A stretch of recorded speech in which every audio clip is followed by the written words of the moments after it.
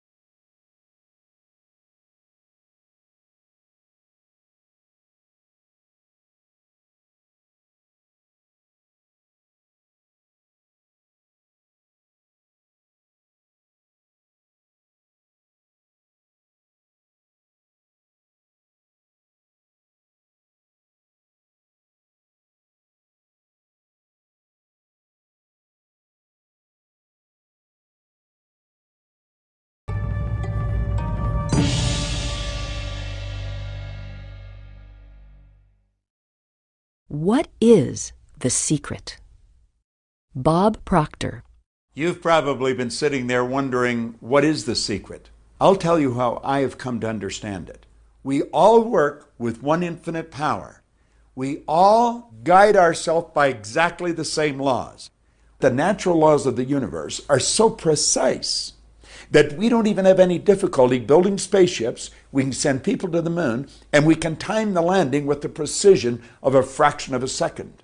I don't care if you're in India, if you're in Australia, New Zealand, Stockholm, or London, or Toronto, or Montreal, or New York. We're all working with one power, one law. It's attraction. The secret is the law of attraction. Everything that's coming into your life, you are attracting into your life. And it's attracted to you by virtue of the images you're holding in your mind. It's what you're thinking. You see, whatever is going on in your mind, you are attracting to you.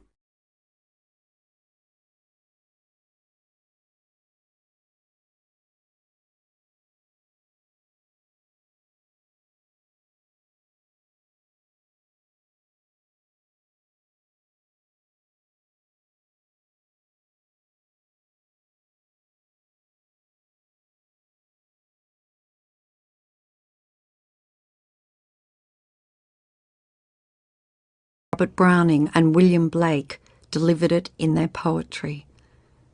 Musicians such as Ludwig van Beethoven expressed it through their music.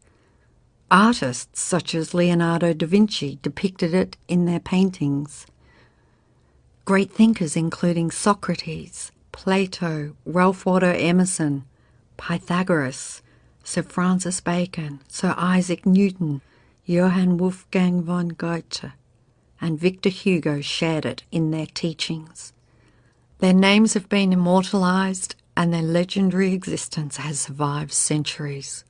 Religions such as Hinduism, Hermetic traditions, Buddhism, Judaism, Christianity, and Islam, and civilizations such as the ancient Babylonians and Egyptians delivered it through their writings and stories. Recorded throughout the ages in all its forms, the law can be found in ancient writings through all the centuries. It was recorded in stone in 3000 BC.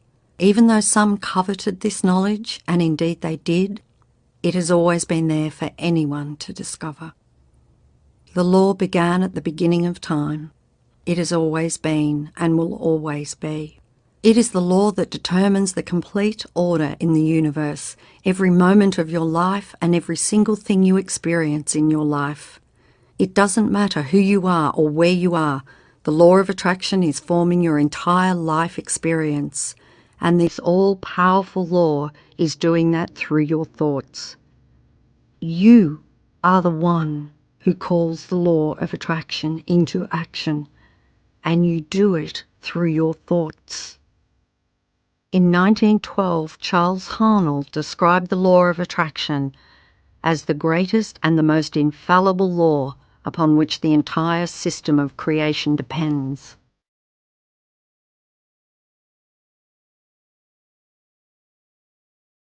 Bob Proctor. Wise people have always known that. You can go right back to the ancient Babylonians. They've always known this. It's a small select group of people. The ancient Babylonians and their great prosperity have been well documented by scholars.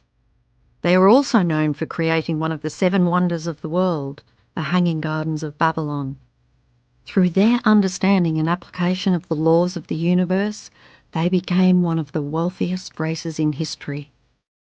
Why do you think that 1% of the population earns around 96% of all the money that's being earned? Do you think that's an accident? It's no accident. It's designed that way. They understand something. They understand the secret.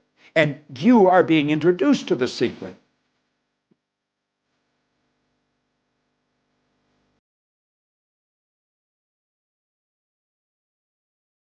People who have drawn wealth into their lives use the secret, whether consciously or unconsciously. They think thoughts of abundance and wealth, and they do not allow any contradictory thoughts to take root in their minds. Their predominant thoughts are of wealth. They only know wealth, and nothing else exists in their minds. Whether they are aware of it or not, Their predominant thoughts of wealth are what brought wealth to them. It is the law of attraction in action. A perfect example to demonstrate the secret and the law of attraction in action is this. You may know of people who acquired massive wealth, lost it all, and within a short time acquired massive wealth again. What happened in these cases, whether they knew it or not, is that their dominant thoughts were on wealth. That is how they acquired it in the first instance. Then they allowed fearful thoughts of losing the wealth to enter their minds until those fearful thoughts of loss became their dominant thoughts. They tipped the scales from thinking thoughts of wealth to thinking thoughts of loss, and so they lost it all. Once they had lost it, however, the fear of loss disappeared, and they tipped the scales back with dominant thoughts of wealth, and wealth returned. The law responds to your thoughts no matter what they may be.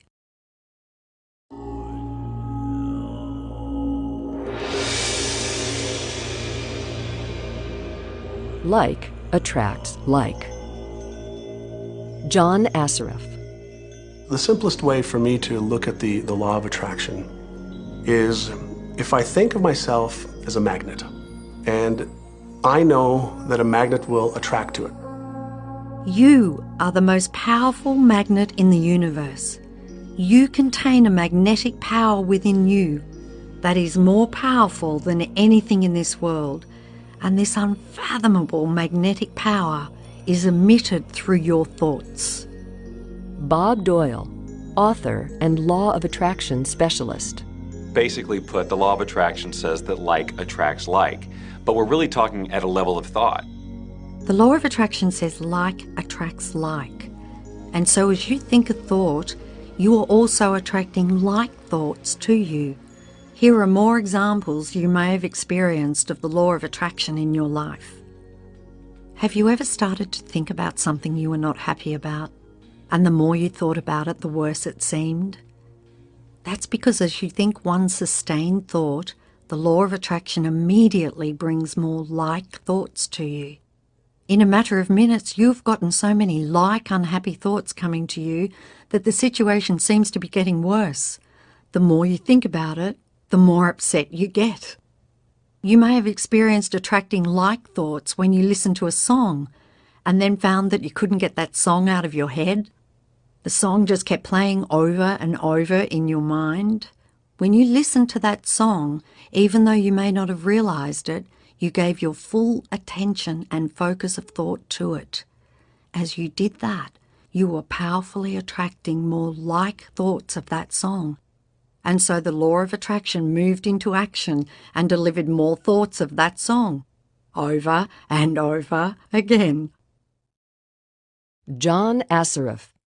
Our job as humans is to hold on to the thoughts of what we want, make it absolute clear in our minds what we want, and from that we start to invoke one of the greatest laws in the universe, and that's the law of attraction.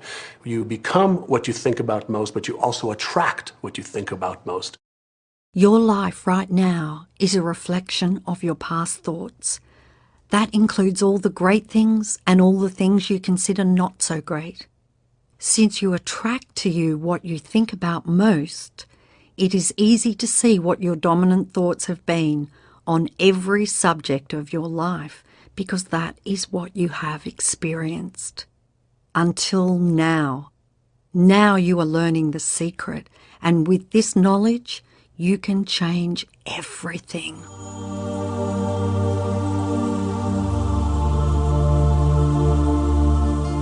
If you can think about what you want in your mind and make that your dominant thought, you will bring it into your life. Mike Dooley, author and international speaker. And that principle can be summed up in 3 simple words. Thoughts become things. Through this most powerful law, your thoughts become the things in your life. Your thoughts become things. Say this over to yourself and let it seep into your consciousness and your awareness. Your thoughts become things. John Assaraf. What most people don't understand is a thought has a frequency. We can measure a thought. And so if you're thinking that thought over and over and over again, or if you're imagining in your mind, okay, having that brand new car, having the money that you need, building that company, finding your soulmate, if you imagine what that looks like, you're emitting that frequency on a consistent basis. Dr. Joe Vitale. Thoughts are sending out that magnetic signal that is drawing the parallel back to you. The predominant thought, or the mental attitude, is the magnet, and the law is that like attracts like. Consequently, the mental attitude will invariably attract such conditions as correspond to its nature. Charles Haanel. Thoughts are magnetic, and thoughts have a frequency. As you think, those thoughts are sent out into the universe, and they magnetically attract all like things that are on the same frequency. Everything sent out returns to the source, and that source is you. Think of it this way. We understand that a television station's transmission tower broadcasts via a frequency, which is transformed into pictures on your television. Most of us don't really understand how it works, but we know that each channel has a frequency, and when we tune into that frequency, we see the pictures on our television. We choose the frequency by selecting the channel, and we then receive the pictures broadcast on that channel. If we want to see different pictures on our television, we change the channel and tune into a new frequency. You are a human transmission tower, and you are more powerful than any television tower created on Earth. You are the most powerful transmission tower in the universe. Your transmission creates your life, and it creates the world. The frequency you transmit reaches beyond cities, beyond countries, beyond the world. It reverberates throughout the entire universe, and you are transmitting that frequency with your thoughts. The pictures you receive from the transmission of your thoughts are not on a television screen in your living room. They are the pictures of your life. Your thoughts create the frequency. They attract like things on that frequency, and then they are broadcast back to you as your life pictures. If you want to change anything in your life, change the channel and change the frequency by changing your thoughts. The vibrations of mental force are the finest and consequently the most powerful in existence. Charles Haanel. Bob Proctor. See yourself living in abundance, and you will attract it. It always works. It works every time with every person.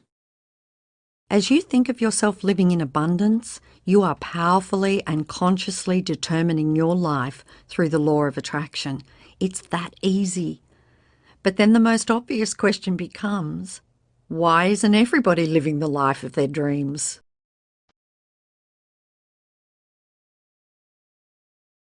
Attract the good instead of the bad. John Assaraf. Here's the problem. Most people are thinking about what they don't want, and they're wondering why it shows up over and over and over again. The only reason why people do not have what they want is because they are thinking more about what they don't want than what they do want. Listen to your thoughts and listen to the words you are saying. The law is absolute and there are no mistakes. An epidemic worse than any plague that humankind has ever seen has been raging for centuries. It is the don't want epidemic. People keep this epidemic alive when they predominantly think, speak, act and focus on what they don't want. But this is the generation that will change history because we are receiving the knowledge that can free us of this epidemic. It begins with you, and you can become a pioneer of this new thought movement by simply thinking and speaking about what you want. Bob Doyle. The law of attraction doesn't care whether you perceive something to be good or bad, or whether you don't want it or whether you do want it. It's responding to your thoughts. So if you're sitting there looking at a mountain of debt, feeling terrible about it, That's the signal you're putting out into the universe. Wow, I feel really bad because of all this debt I've got. You're just affirming it to yourself. You feel it on every level of your being. That's what you're going to get more of. The law of attraction is a law of nature. It is impersonal, and it does not say good things or bad things. It is receiving your thoughts and reflecting back to you those thoughts as your life experience. The law of attraction simply gives you whatever it is you are thinking about.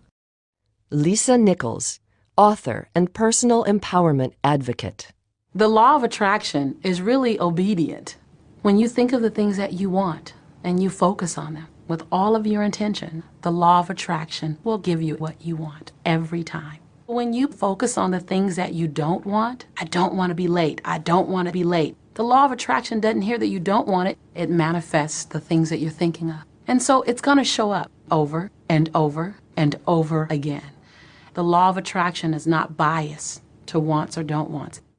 When you focus your thoughts on something you want and you hold that focus, you are in that moment summoning what you want with the mightiest power in the universe. The law of attraction doesn't compute don't or not or no or any other words of negation. As you speak words of negation, this is what the law of attraction is receiving. I don't want to spill something on this outfit. I want to spill something on this outfit, and I want to spill more things. I don't want a bad haircut. I want bad haircuts. I don't want to be delayed. I want delays. I don't want that person to be rude to me. I want that person and more people to be rude to me. I don't want the restaurant to give away our table. I want restaurants to give away our tables. I don't want these shoes to hurt. I want these shoes to hurt. I can't handle all this work. I want more work than I can handle. I don't want to catch the flu. I want the flu, and I want to catch more things. I don't want to argue. I want more argument. Don't speak to me like that. I want you to speak to me like that. And I want other people to speak to me like that. The law of attraction is giving you what you are thinking about. Period. Bob Proctor. The law of attraction is always working, whether you believe it or understand it or not. The law of attraction is the law of creation. Quantum physicists tell us that the entire universe emerged from thought. You create your life through your thoughts and the law of attraction, and every single person does the same. It doesn't just work if you know about it.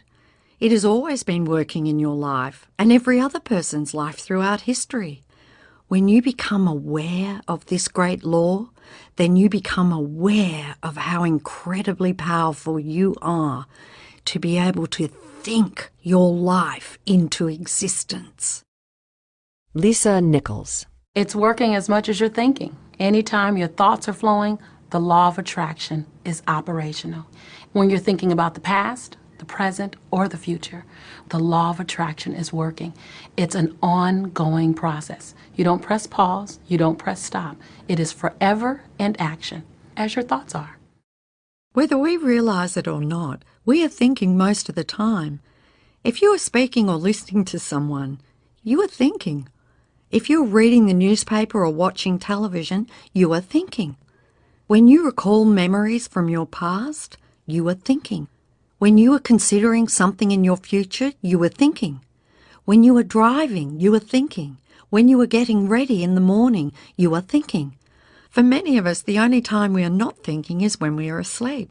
However, the forces of attraction are still operating on our last thoughts as we fall asleep.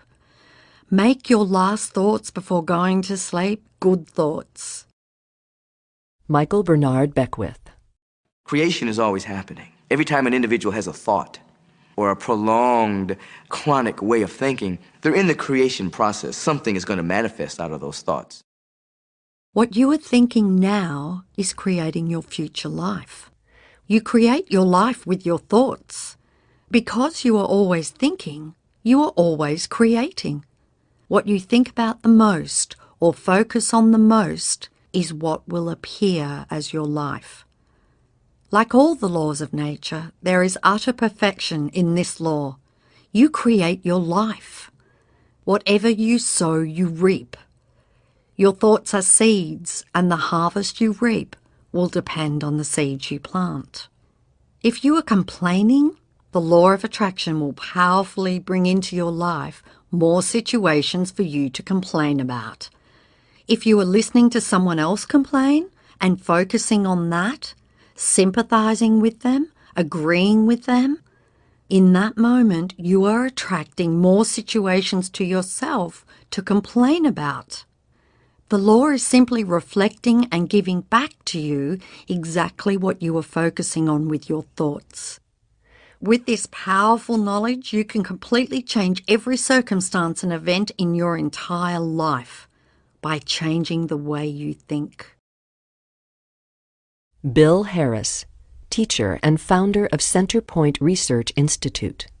I had a student named Robert. Robert was a gay man. He was taking an online course I have, part of which entails email access to me. And he outlined all of the grim realities of his life. In his job, all the people ganged up on him, and it was constantly stressful because of how nasty they were with him. When he walked down the street, every block he was accosted by homophobic people who wanted to abuse him in some way. He was wanting to become a stand-up comedian. And when he went out and did a stand-up comedy job, everybody heckled him about being gay. And his whole life was one of a lot of unhappiness and misery, and it all focused around this idea of being attacked because he was gay. I began to teach him that he was focusing on what he did not want. I had directed him back to his email that he sent me and said, read it again. Look at all the things you do not want that you're telling me about. And I can tell you're very passionate about this. When you focus on something with a lot of passion, it makes it happen even faster. And then he really started taking this thing about focusing on what you want to heart, and he began really trying it. He said that all the people in his office that had been harassing him either transferred to another department, quit working at the company, or started totally leaving him alone, and he began to love his job. He noticed that when he was walking down the street that nobody came up to him and harassed him anymore. They just weren't there. When he went and did his stand-up comedy routines, he started getting standing ovations and nobody was heckling him. His whole life changed because he changed from focusing on what he did not want, what he was afraid of, what he wanted to avoid, to focusing on what he did want. Robert's life changed because he changed his thoughts. He emitted a different frequency out into the universe. The universe must deliver the pictures of the new frequency, no matter how impossible the situation might seem. Robert's new thoughts became his new frequency, and the pictures of his entire life changed. Your life is in your hands. No matter where you are now, no matter what has happened in your life, you can begin to consciously choose your thoughts, and you can change your life. There is no such thing as a hopeless situation. Every single circumstance of your life can change. The power of your mind. Michael Bernard Beckwith. And so you end up attracting to you the predominant thoughts that you're holding in your awareness, whether those thoughts are conscious or whether they're unconscious. That's the rub. Whether you've been aware of your thoughts in the past or not, now you are becoming aware.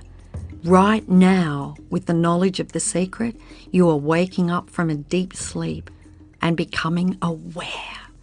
Aware of the knowledge, aware of the law, aware of the power you have through your thoughts. Dr. John DeMartini. If you look very carefully when it comes to the secret and the power of our mind and the power of our intention in our daily lives, it's all around us. All we got to do is open our eyes and look. Lisa Nichols. You can see law of attraction everywhere. You draw everything to yourself. People, the job, the circumstances, the health, the wealth, the debt, the joy, the car that you drive, the community that you're in, and you've drawn them all to you like a magnet. What you think about, you bring about. Your life is a physical manifestation of the thoughts that go on in your head. This is a universe of inclusion, not exclusion. Nothing is excluded from the law of attraction. Your life is a mirror of the dominant thoughts you think. All living things on this planet operate through the law of attraction. The difference with humans is that they have a mind that can discern.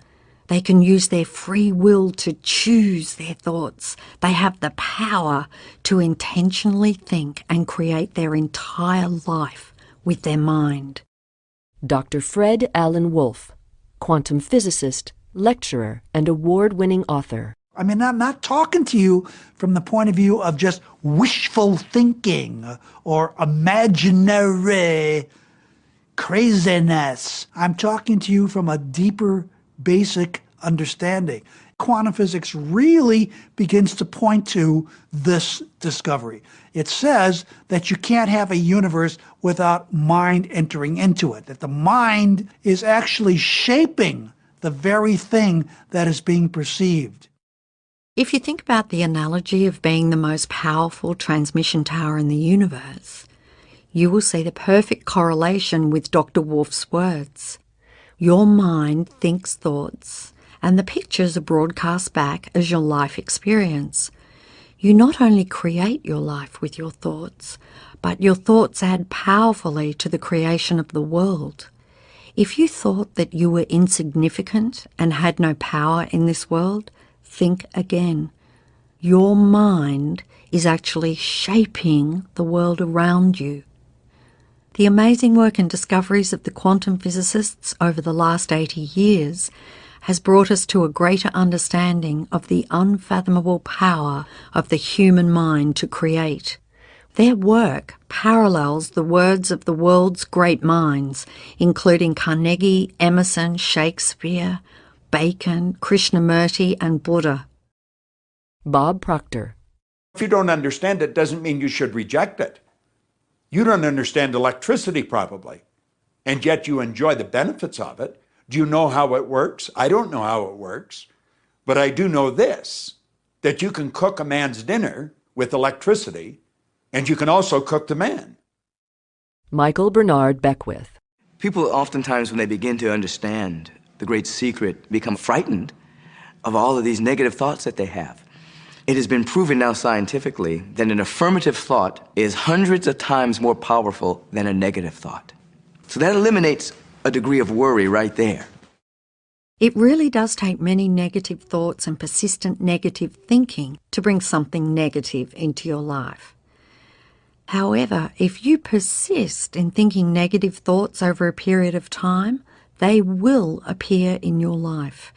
If you worry about having negative thoughts, you will attract more worrying about your negative thoughts and multiply them at the same time.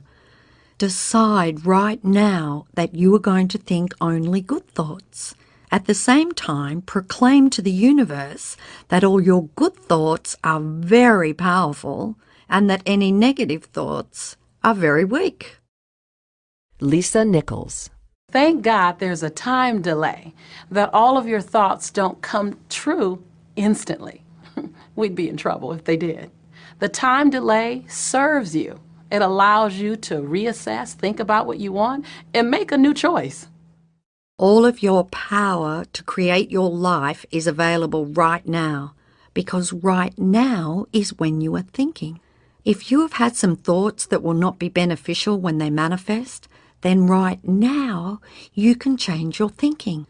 You can erase your previous thoughts by replacing them with good thoughts. Time serves you because you can think new thoughts and emit a new frequency now. Dr. Joe Vitale. You want to choose your thoughts carefully, and you want to have fun with this, because you are the masterpiece of your own life. You are the Michelangelo of your own life. The David that you are sculpting is you.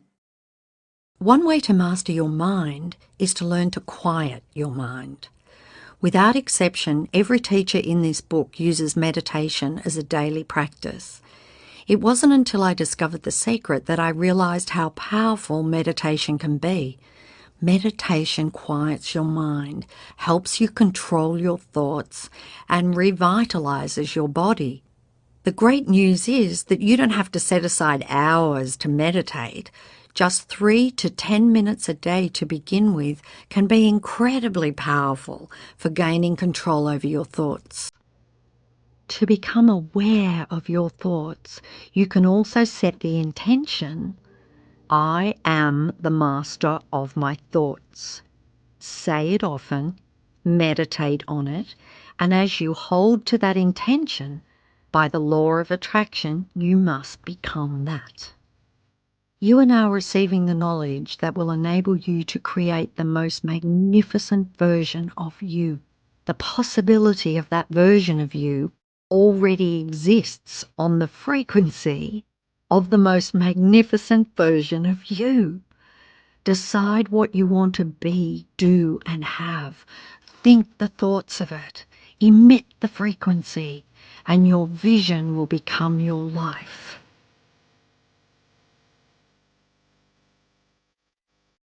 Secret summaries. The great secret of life is the law of attraction. The law of attraction says like attracts like. So when you think a thought, you are also attracting like thoughts to you.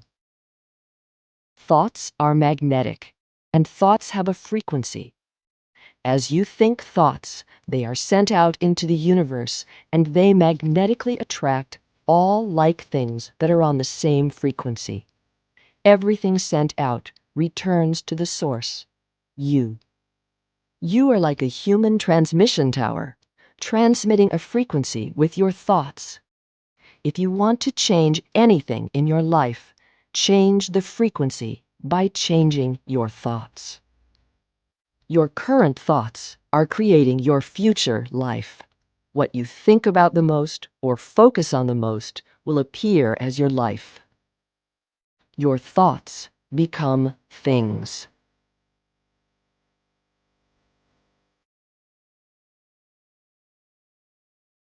Chapter 2. The Secret Made Simple. Michael Bernard Beckwith. We live in a universe in which there are laws. Just as there's a law of gravity, if you fall off a building, it doesn't matter whether you're a good person or a bad person, you're going to hit the ground. The law of attraction is a law of nature. It is as impartial and impersonal as the law of gravity is. It is precise and it is exact. Dr. Joe Vitale. Everything that's around you right now in your life, including the things you're complaining about, you've attracted. Now, I know at first blush that's going to be something that you hate to hear. You're going to immediately say, I didn't attract the car accident. I didn't attract this particular client. I didn't particularly attract the debt. I didn't attract whatever it happens to be that you're complaining about. And I'm here to be a little bit in your face and to say, yes, you did attract it. And this is one of the hardest concepts to get. But once you've accepted it, it's life transforming. Often when people first hear this part of the secret, they recall events in history where masses of lives were lost, and they find it incomprehensible that so many people could have attracted themselves to the event. By the law of attraction, they had to be on the same frequency as the event. It doesn't necessarily mean they thought of that exact event, but the frequency of their thoughts matched the frequency of the event. If people believe they can be in the wrong place at the wrong time, and they have no control over outside circumstances, those thoughts of fear, separation, and powerlessness, if persistent, can attract them to being in the wrong place at the wrong time. You have a choice right now. Do you want to believe that it's just the luck of the draw and bad things can happen to you at any time? Do you want to believe that you can be in the wrong place at the wrong time, that you have no control over circumstances? Or do you want to believe and know that your life experience is in your hands and that only all good can come into your life because that is the way you think? You have a choice, and whatever you choose to think will become your life experience. Nothing can come into your experience unless you summon it through persistent thoughts. Bob Doyle. Most of us attract by default. We just think that we don't have any control over it. Our thoughts are on autopilot, our feelings are on autopilot, and so everything is just brought to us by default. No one would ever deliberately bring anything unwanted to them.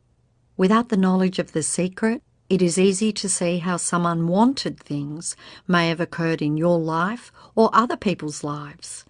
It simply came from a lack of awareness of the great creative power of our thoughts. Dr. Joe Vitale. Now, if this is your first time to hear this, it may feel like, oh, I have to now monitor my thoughts. This is going to be a lot of work. It will seem like that at first, but that's where the fun begins. The fun is that there are many shortcuts to the secret, and you get to choose the shortcuts that work best for you. Keep listening and you'll see how. Marcy Shimoff, author, international speaker, and transformational leader. It's impossible to monitor every thought we have. Researchers tell us that we have about 60,000 thoughts a day. Can you imagine how exhausted you'd feel trying to control all of those thoughts? Fortunately, there's an easier way, and it's our feelings. Our feelings let us know what it is that we're thinking. The importance of feelings cannot be overstated. Your feelings are your greatest tool to help you create your life. Your thoughts are the primary cause of everything. Everything else you see and experience in this world is effect, and that includes your feelings. The cause is always your thoughts. Bob Doyle. The emotions are this incredible gift that we have to let us know what we're attracting. Your feelings tell you very quickly what you're thinking. For just a second, think about when your feelings suddenly took a dive. Maybe when you heard some bad news. That feeling in your stomach or solar plexus was instant. So your feelings are an immediate signal for you to know what you are thinking. You want to become aware of how you're feeling and get in tune with how you're feeling, because it is the fastest way for you to know what you're thinking. Lisa Nichols. You have good feelings and you have bad feelings. And you know the difference between the two because one makes you feel good and the other makes you feel bad. It's the depression, it's the guilt, it's the resentment, the anger. It's those feelings. They don't make you feel empowered. Those are the bad feelings. No one can tell you whether you are feeling good or bad because you are the only one who knows how you're feeling at any time. If you're not sure how you're feeling, just ask yourself. You can stop and ask this question often during the day, and as you do, you will become more aware of how you're feeling. The most important thing for you to know is that it is impossible to feel bad and at the same time be having good thoughts. That would defy the law because your thoughts cause your feelings. If you are feeling bad, it is because you are thinking thoughts that are making you feel bad. Your thoughts determine your frequency, and your feelings tell you immediately what frequency you are on. When you are feeling bad, you are on the frequency of drawing more bad things. The law of attraction must respond by broadcasting back to you more pictures of bad things and things that will make you feel bad. As you feel bad and don't make any effort to change your thoughts and feel better, you are in effect saying, "Bring me more circumstances that will make me feel bad. Bring it on." Lisa Nichols.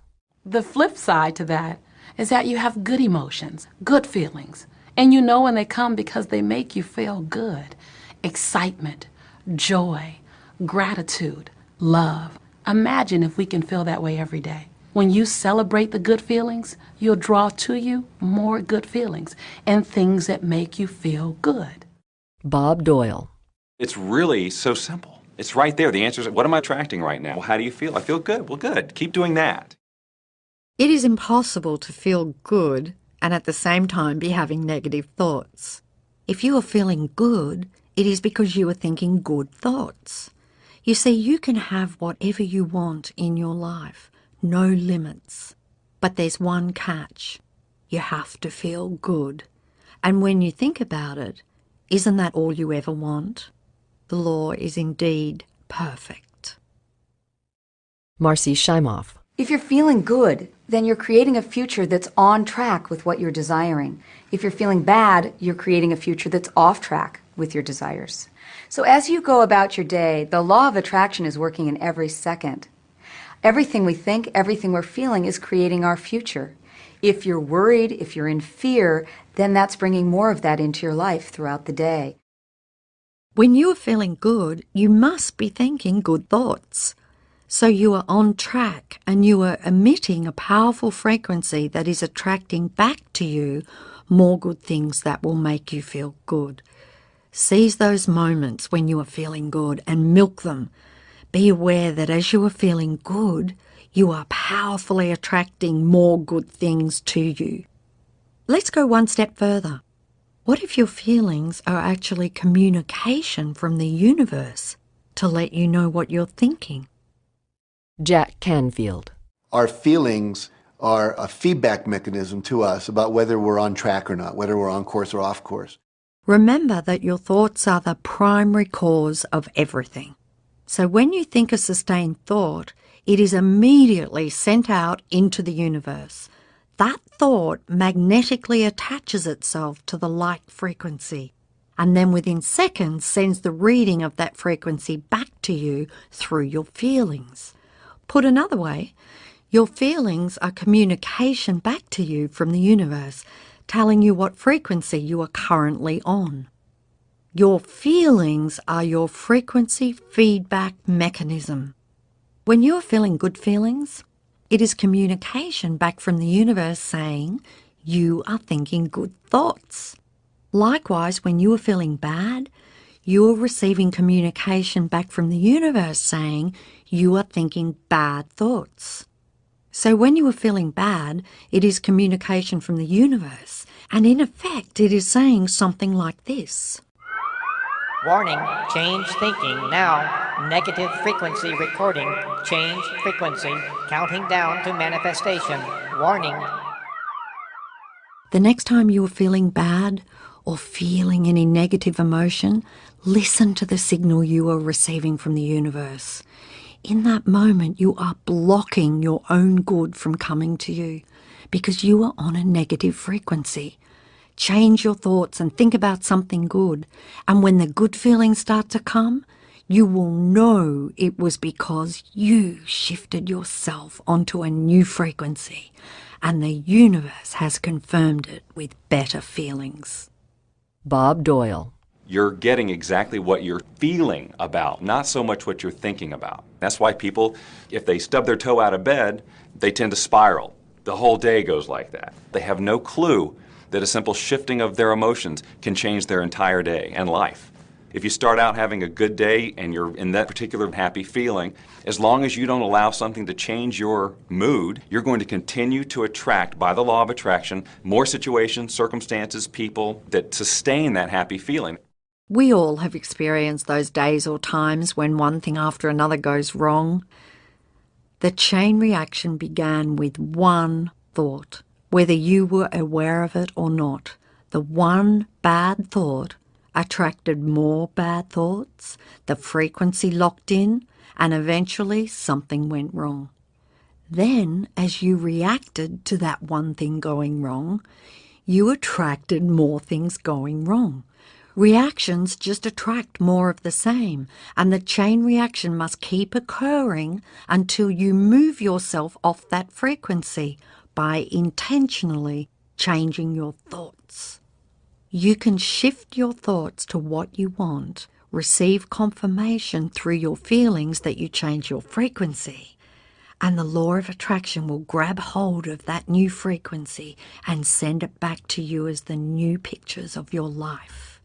Now here is where you can harness your feelings and use them to turbocharge what you want in your life.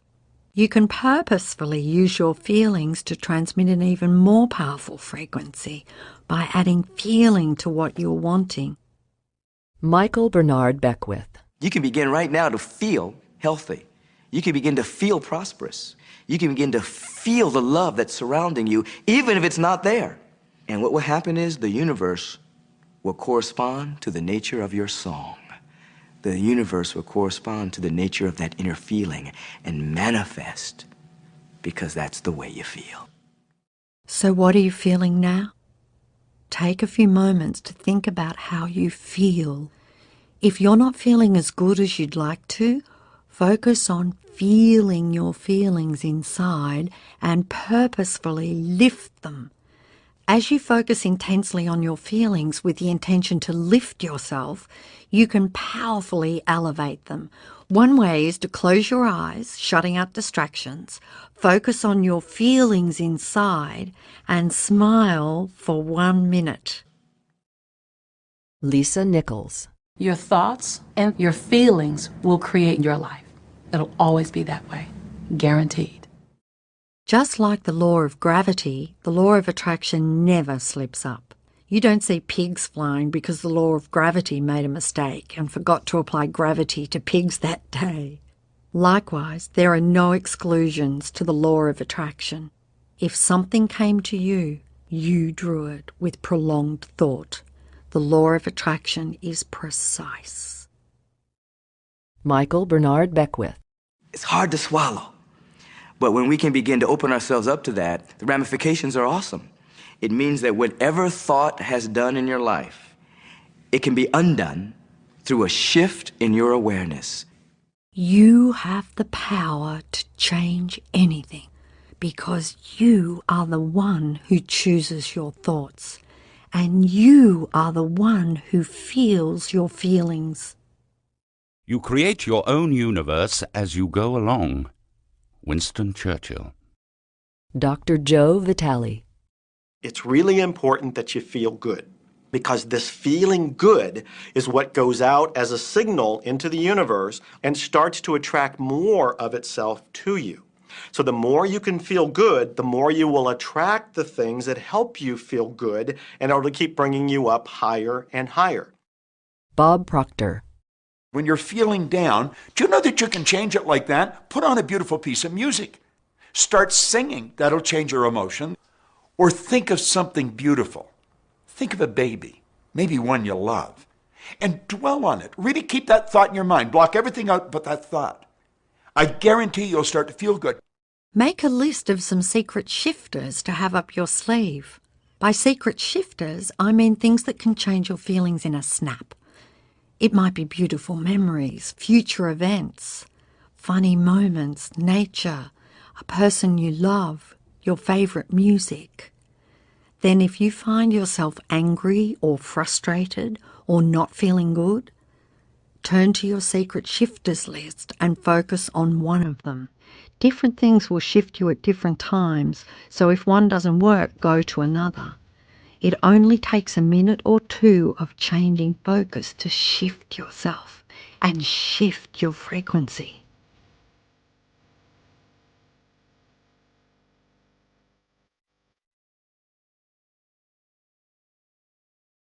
Love, the greatest emotion. James Ray, philosopher, lecturer, author, and creator of prosperity and human potential programs. This principle applies to your family pet, for instance, which I believe are wonderful because they put you in a great emotional state. When you feel love for your pet, that's a great state of love. It's going to bring goodness into your life. What a gift that is. It is the combination of thought and love which forms the irresistible force of the law of attraction. Charles Haanel. There is no greater power in the universe than the power of love. The feeling of love is the highest frequency you can emit. If you could wrap every thought in love, if you could love everything and everyone, your life would be transformed. In fact, some of the great thinkers of the past referred to the law of attraction as the law of love. And if you think about it, you will understand why. If you think unkind thoughts about someone else, you will experience those unkind thoughts manifested.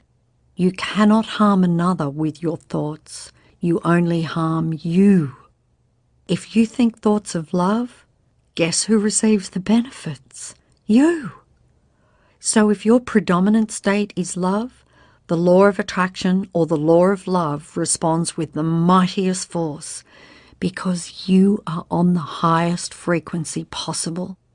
The greater the love you feel and emit, the greater the power you are harnessing.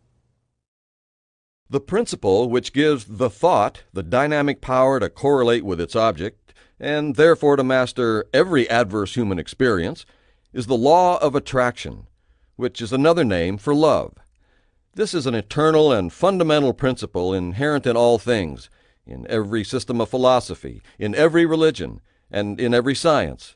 There's no getting away from the law of love. It is feeling that imparts vitality to thought. Feeling is desire, and desire is love. Thought impregnated with love becomes invincible. Charles Haanel. Marcy Shimoff. Once you begin to understand and truly master your thoughts and feelings, that's when you see how you create your own reality. That's where your freedom is. That's where all your power is.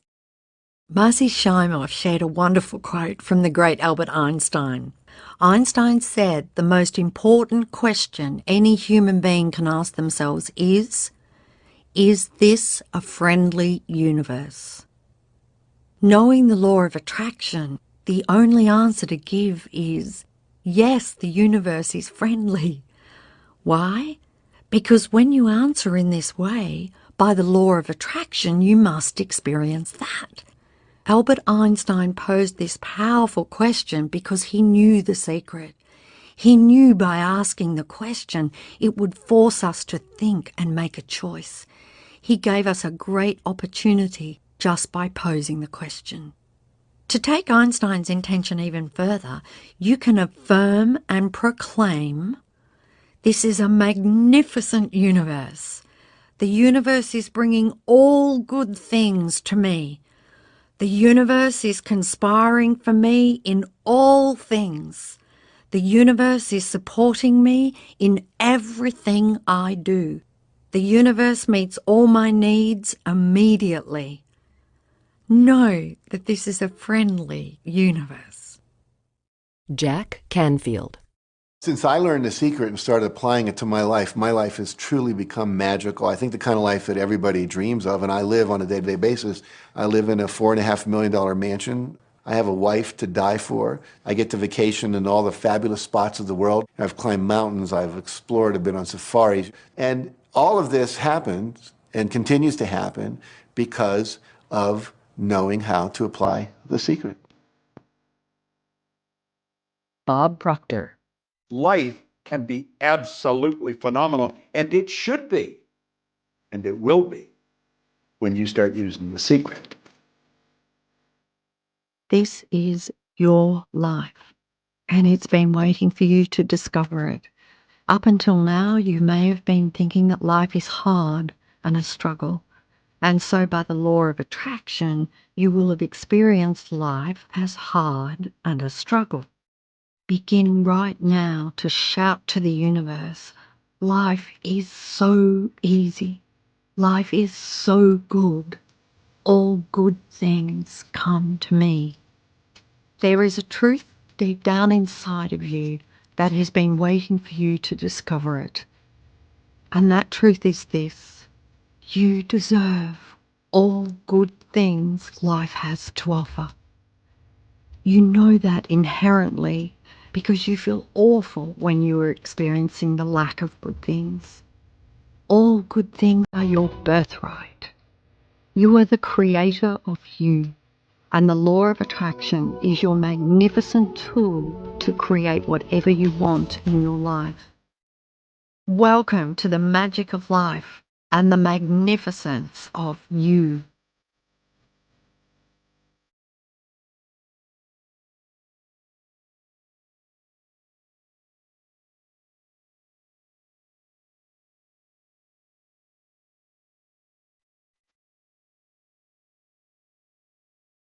Secret summaries. The law of attraction is a law of nature. It is as impartial as the law of gravity. Nothing can come into your experience unless you summon it through persistent thoughts. To know what you're thinking, ask yourself how you are feeling. Emotions are valuable tools that instantly tell us what we are thinking. It is impossible to feel bad and at the same time have good thoughts. Your thoughts determine your frequency, and your feelings tell you immediately what frequency you are on. When you feel bad, you are on the frequency of drawing more bad things. When you feel good, you are powerfully attracting more good things to you. Secret shifters, such as pleasant memories, nature, or your favorite music, can change your feelings and shift your frequency in an instant. The feeling of love is the highest frequency you can emit. The greater the love you feel and emit, the greater the power you are harnessing.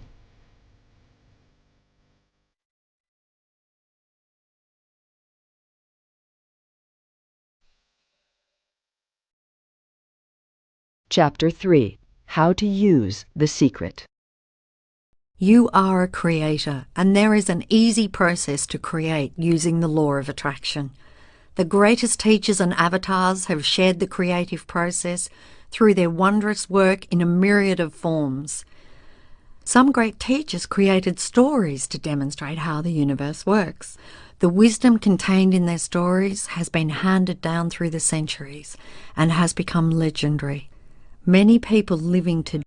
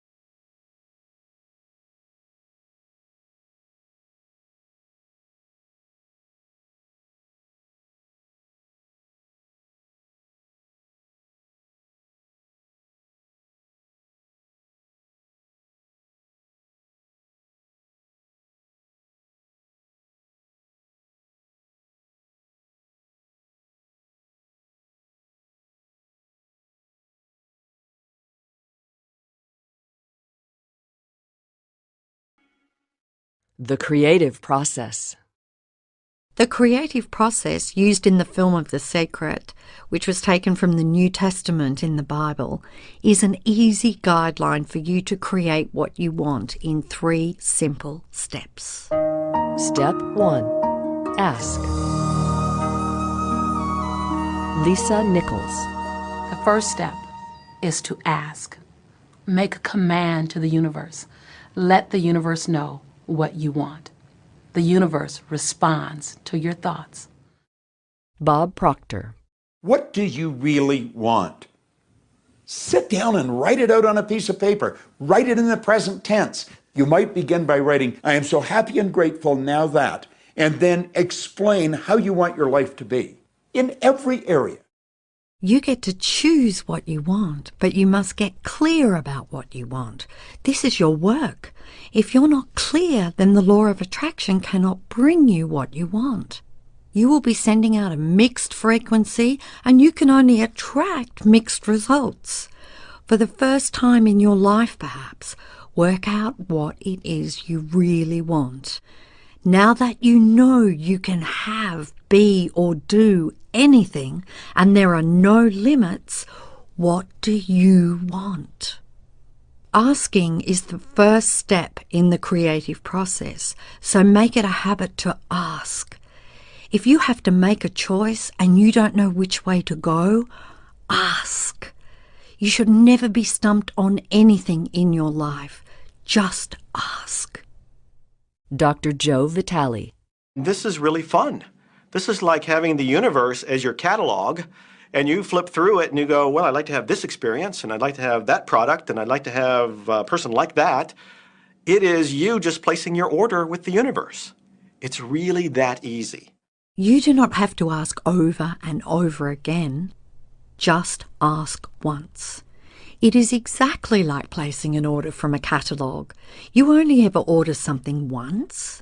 You don't place an order and then doubt the order is being received, and so place the order again, and then again, and then again. You order once. It is the same with the creative process. Step 1 is simply your step to get clear about what you want. As you get clear in your mind, you have asked. Step 2. Believe. Lisa Nichols. Step 2 is believe. Believe that it's already yours. Have what I love to call unwavering faith, believing in the unseen. You must believe that you have received. You must know that what you want is yours the moment you ask. You must have complete and utter faith.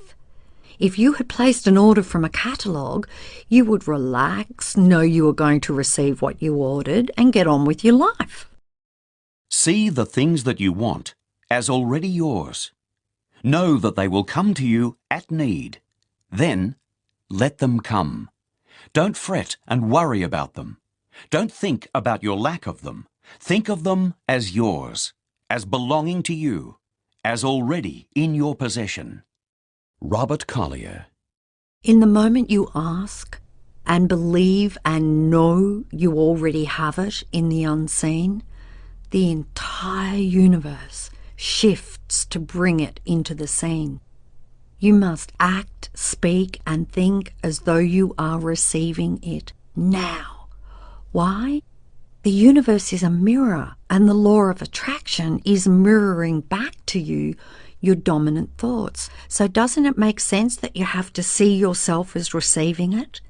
If your thoughts contain noticing you do not have it yet, you will continue to attract not having it yet. You must believe you have it already. You must believe you have received it. You have to emit the feeling frequency of having received it to bring those pictures back as your life. When you do that, the law of attraction will powerfully move all circumstances, people, and events for you to receive. When you book a vacation, order a brand new car, or buy a house, you know those things are yours. You wouldn't go and book another vacation for the same time or purchase another car or house. If you won a lottery or received a large inheritance, even before you physically had the money, you know it is yours. That is the feeling of believing it is yours. That is the feeling of believing you have it already. That is the feeling of believing you have received. Claim the things you want by feeling and believing they are yours. When you do that, the law of attraction will powerfully move all circumstances, people, and events for you to receive. How do you get yourself to a point of believing? Start make-believing. Be like a child and make-believe. Act as if you have it already. As you make-believe, you will begin to believe you have received. The genie is responding to your predominant thoughts all the time, not just in the moment you ask. That's why after you've asked, you must continue to believe and know, have faith. Your belief that you have it, that undying faith, is your greatest power. When you believe you are receiving, get ready and watch the magic begin. You can have what you want if you know how to form the mold for it in your own thoughts. There is no dream that may not come true if you but learn to use the creative force working through you. The methods that work for one will work for all. Robert Collier. Dr. Joe Vitale. The universe will start to rearrange itself to make it happen for you. Jack Canfield. Most of us have never allowed ourselves to want what we truly want because we can't see how it's going to manifest. Bob Proctor. If you do just a little research, it is going to become evident to you that anyone that ever accomplished anything did not know how they were going to do it. They only knew they were going to do it. Dr. Joe Vitale. You don't need to know how it's going to come about. You don't need to know how the universe will rearrange itself. How it will happen, how the universe will bring it to you, is not your concern or job. Allow the universe to do it for you. When you are trying to work out how it will happen, you are emitting a frequency that contains a lack of faith, that you don't believe you have it already.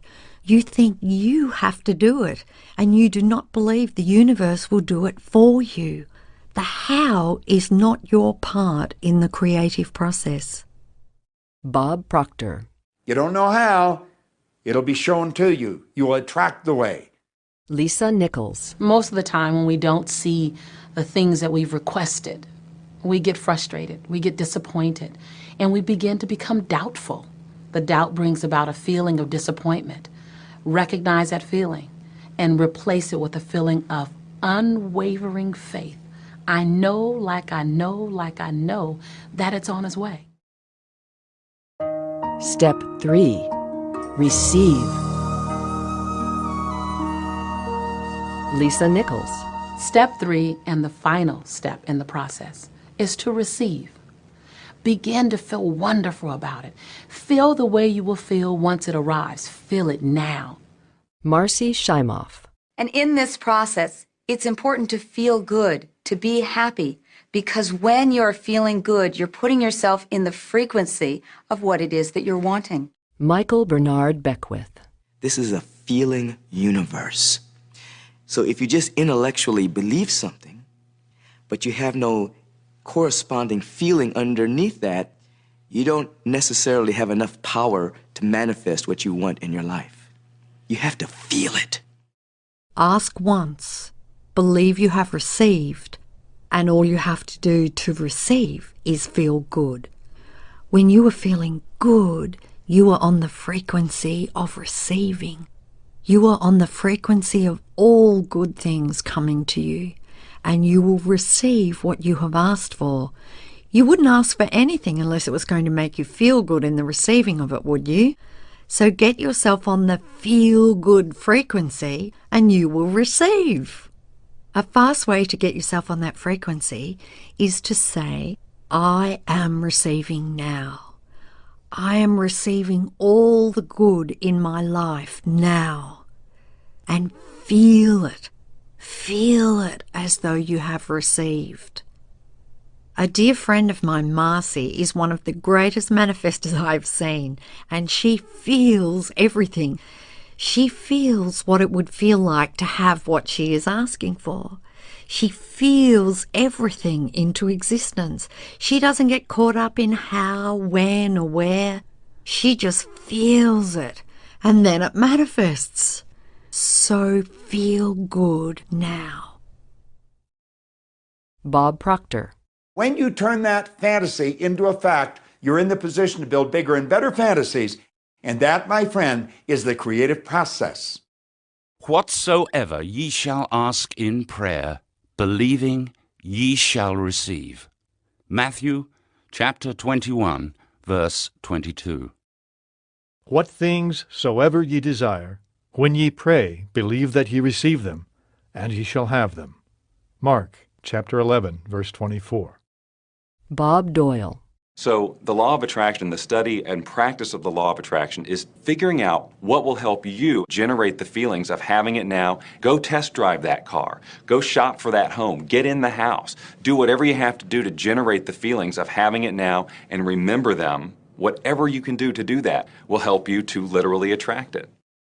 When you feel as though you have it now, and the feeling is so real that it is like you have it already, you are believing that you have received, and you will receive. Bob Doyle. It could be you wake up and it's just there, it's manifest. Or you might get some inspired idea of some action to take. You certainly shouldn't be going, well, I could do it this way, but man, I would hate that, because you're not on the right track if that's the case. Action will sometimes be required, but if you're really doing it in line with what the universe is trying to deliver, it's going to feel joyous, you're going to feel so alive, time will just stop, you could do it all day. Action is a word that can imply work to some people, but inspired action will not feel like work at all. The difference between inspired action and action is this. Inspired action is when you are acting to receive. If you are in action to try and make it happen, you've slipped backward. Inspired action is effortless and it feels wonderful because you are on the frequency of receiving. Imagine life as a fast-moving river. When you are acting to make something happen, it will feel as if you are going against the current of the river. It will feel hard and like a struggle. When you are acting to receive from the universe, you will feel as if you are flowing with the current of the river. It will feel effortless. That is the feeling of inspired action and of being in the flow of the universe and life. Sometimes you will not even be aware you used action until after you've received, because the acting felt so good. You will then look back and see the wonder and matrix of how the universe carried you to what you wanted and also brought what you wanted to you. Dr. Joe Vitale. The universe likes speed. Don't delay. Don't second guess. Don't doubt. When the opportunity's there, when the impulse is there, when the intuitive nudge from within is there, act. That's your job. And that's all you have to do. Trust your instincts. It's the universe inspiring you. It's the universe communicating with you on the receiving frequency. If you have an intuitive or instinctive feeling, follow it, and you will find that the universe is magnetically moving you to receive what you asked for. Bob Proctor. You will attract everything that you require. If it's money you need, you'll attract it. If it's people you need, you'll attract it. If it's a certain book you need, you'll attract it. You've got to pay attention to what you're attracted to. Because as you hold images of what you want, you're going to be attracted to things and they're going to be attracted to you. But it literally moves into physical reality with and through you. And it does that by law. Remember, you are a magnet attracting everything to you. The law of attraction says that like attracts like. When you have gotten clear in your mind about what you want, you have become a magnet to draw those things to you. And those things you want are magnetized to you in return. The more you practice and begin to see the law of attraction bringing things to you, the greater the magnet you will become, because you will add the power of faith, belief, and knowing. Michael Bernard Beckwith. You can start with nothing. And out of nothing and out of no way, a way will be made.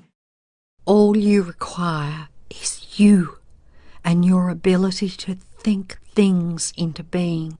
Every single thing that has been invented and created throughout the history of humankind began with one thought. From that one thought, a way was made, and it manifested from the invisible into the visible. Jack Canfield.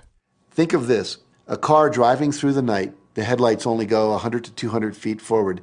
And you can make it all the way from California to New York driving through the dark because all you have to see is the next 200 feet. And that's how life tends to unfold before us. And if we just trust that the next 200 feet will unfold after that, the next 200 feet will unfold after that, your life will keep unfolding and it will eventually get you to the destination of whatever it is you truly want because you want it. Trust the universe. Trust and believe and have faith. I truly had no idea how I was going to bring the knowledge of the secret onto the movie screen. I just held to the outcome of the vision. I saw the outcome clearly in my mind. I felt it with all my might, and everything that we needed to create the secret came to us. Take the first step in faith. You don't have to see the whole staircase. Just take the first step. Dr. Martin Luther King, Jr.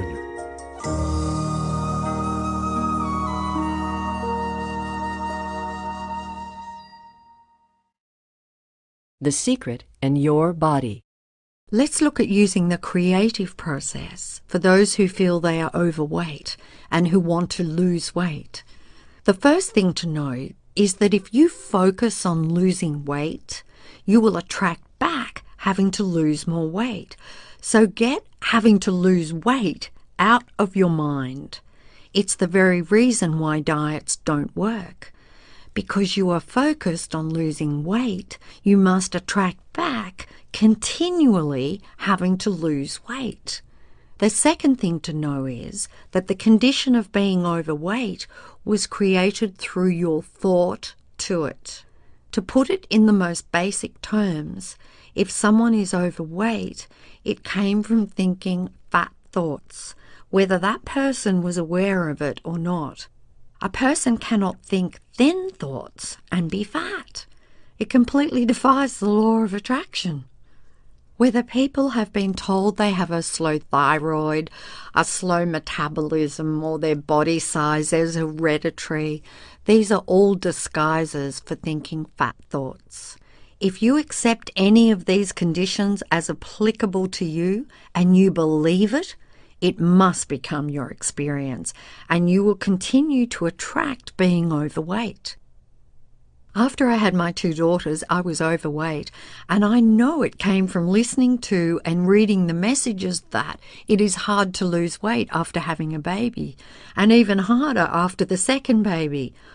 I summoned exactly that to me with those fat thoughts, and it became my experience. I really beefed up, and the more I noticed how I had beefed up, the more beefing up I attracted. With a small frame, I became a hefty 143 pounds, all because I was thinking fat thoughts. The most common thought that people hold, and I held it too, is that food was responsible for my weight gain. That is a belief that does not serve you, and in my mind now it is complete balderdash. Food is not responsible for putting on weight. It is your thought that food is responsible for putting on weight that actually has food put on weight. Remember, thoughts are the primary cause of everything, and the rest is effects from those thoughts. Think perfect thoughts, and the result must be perfect weight. Let go of all those limiting thoughts. Food cannot cause you to put on weight unless you think it can. The definition of the perfect weight is the weight that feels good for you. No one else's opinion counts. It is the weight that feels good for you. You most likely know of someone who is thin and eats like a horse, and they proudly declare, "I can eat whatever I want and I'm always the perfect weight." And so the genie of the universe says, "Your wish is my command." To attract your perfect weight and body using the creative process, follow these steps. Step 1. Ask. Get clear on the weight you want to be. Have a picture in your mind of what you will look like when you have become that perfect weight. Get pictures of yourself at your perfect weight if you have them, and look at them often. If not, get pictures of the body you would like to have and look at those often. Step 2. Believe. You must believe you will receive and that the perfect weight is yours already. You must imagine, pretend, act as if, make believe that the perfect weight is yours. You must see yourself as receiving that perfect weight. Write out your perfect weight and place it over the readout of your scale, or don't weigh yourself at all. Do not contradict what you have asked for with your thoughts, words, and actions. Don't buy clothes at your current weight. Have faith and focus on the clothes you are going to buy. Attracting the perfect weight is the same as placing an order with the catalogue of the universe. You look through the catalogue, choose the perfect weight, place your order, and then it is delivered to you. Make it your intention to look for, admire, and inwardly praise people with your idea of perfect weight bodies. Seek them out, and as you admire them and feel the feelings of that, you are summoning it to you. If you see people who are overweight, do not observe them, but immediately switch your mind to the picture of you in your perfect body and feel it. Step 3. Receive. You must feel good. You must feel good about you. This is important because you cannot attract your perfect weight if you feel bad about your body now. If you feel bad about your body, that is a powerful feeling, and you will continue to attract feeling bad about your body. You will never change your body if you are critical of it and find fault with it, and in fact you will attract more weight to you. Praise and bless every square inch of your body. Think about all the perfect things about you. As you think perfect thoughts, as you feel good about you, you are on the frequency of your perfect weight and you are summoning perfection. Wallace Wattle shares a wonderful tip about eating in one of his books. He recommends that when you eat, make sure you are entirely focused on the experience of chewing the food. Keep your mind present and experience the sensation of eating food, and do not allow your mind to drift to other things. Be present in your body and enjoy all the sensations of chewing the food in your mouth and swallowing it. Try it the next time you are eating. When you are completely present as you eat, the flavour of the food is so intense and magnificent. When you let your mind drift, the flavour virtually disappears. I am convinced that if we can eat our food in the present, entirely focused on the pleasurable experience of eating, the food is assimilated into our bodies perfectly, and the result in our bodies must be perfection. The end of the story about my own weight is that I now maintain my perfect weight of 116 pounds, and I can eat whatever I want. So focus on your perfect weight.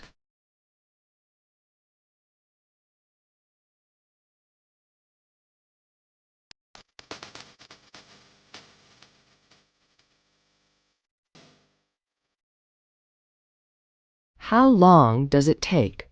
Dr. Joe Vitale. Another thing people wonder about is how long is this going to take? How long will it take to manifest the car, the relationship, the money, whatever it happens to be? Well, I don't have any rule book that says it's going to take you 30 minutes or 3 days or 30 days. I think it's more a matter of you being in alignment with the universe itself. Time is just an illusion. Einstein told us that. If this is the first time you have heard it, you may find that it is a hard concept to get your head around because you see everything happening one thing after the other. What quantum physicists and Einstein tell us is that everything is happening simultaneously. If you can understand that there is no time and accept that concept, then you will see that whatever you want in the future already exists. If everything is happening at the one time, then the parallel version of you with what you want already exists. It takes no time for the universe to manifest what you want. Any time delay you experience is due to your delay in getting to the place of believing, knowing, and feeling that you already have it. It is you getting yourself on the frequency of what you want. When you are on that frequency, then what you want will appear. Bob Doyle.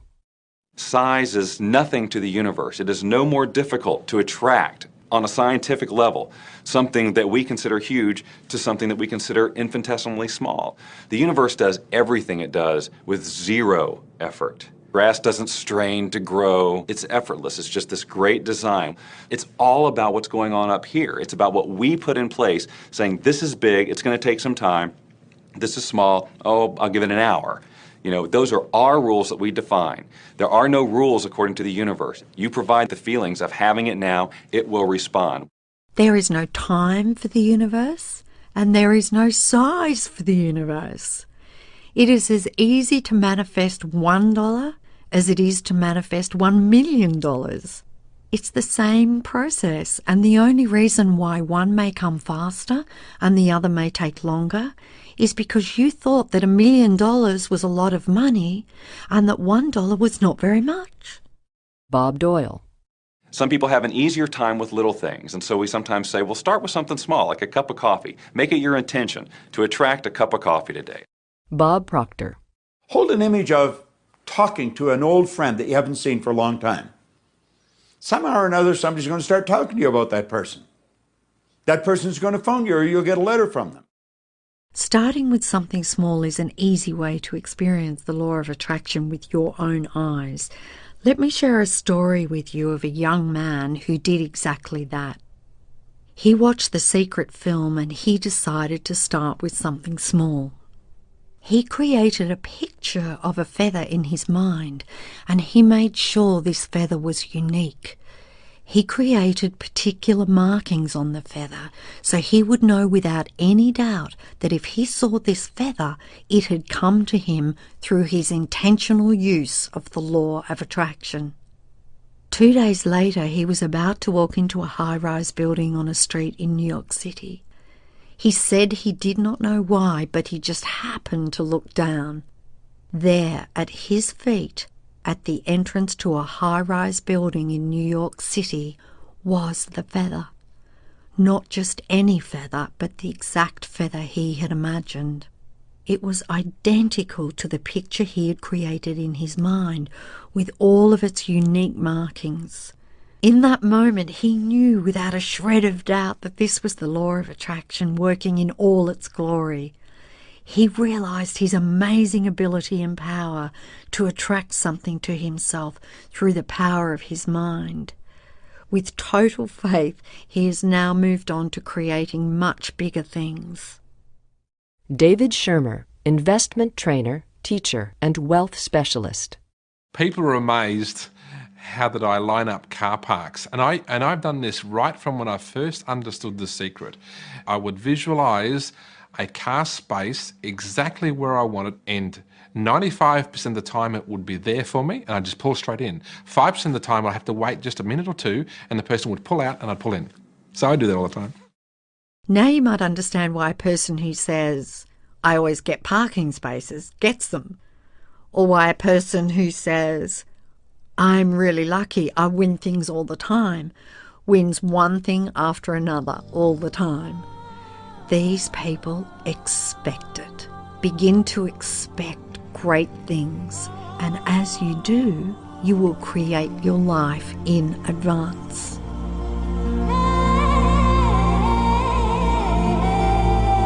Create your day in advance. You can use the law of attraction to create your whole life in advance, right down to the next thing you are doing today. Prentice Mulford, a teacher whose writings share so many insights into the law of attraction and how to use it, demonstrates how important it is to think your day in advance. When you say to yourself, I'm going to have a pleasant visit or a pleasant journey, you are literally sending elements and forces ahead of your body that will arrange things to make your visit or journey pleasant.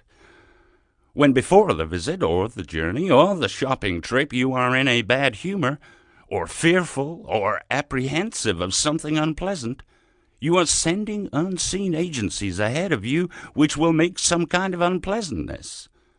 Our thoughts, or in other words, our state of mind, is ever at work fixing up things, good or bad, in advance.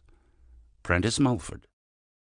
Prentice Mulford wrote those words in the 1870s. Wow, what a pioneer. You can see clearly how important it is to think in advance every event in every day. You will no doubt have experienced the opposite of thinking your day in advance, and one of the repercussions of that is having to rush and hurry. If you are rushing or hurrying, know that those thoughts and actions are based in fear of being late, and you are fixing up bad things ahead for you. As you continue to rush, you will attract one bad thing after another into your path. In addition to that, the law of attraction is fixing up more future circumstances that will cause you to rush and hurry.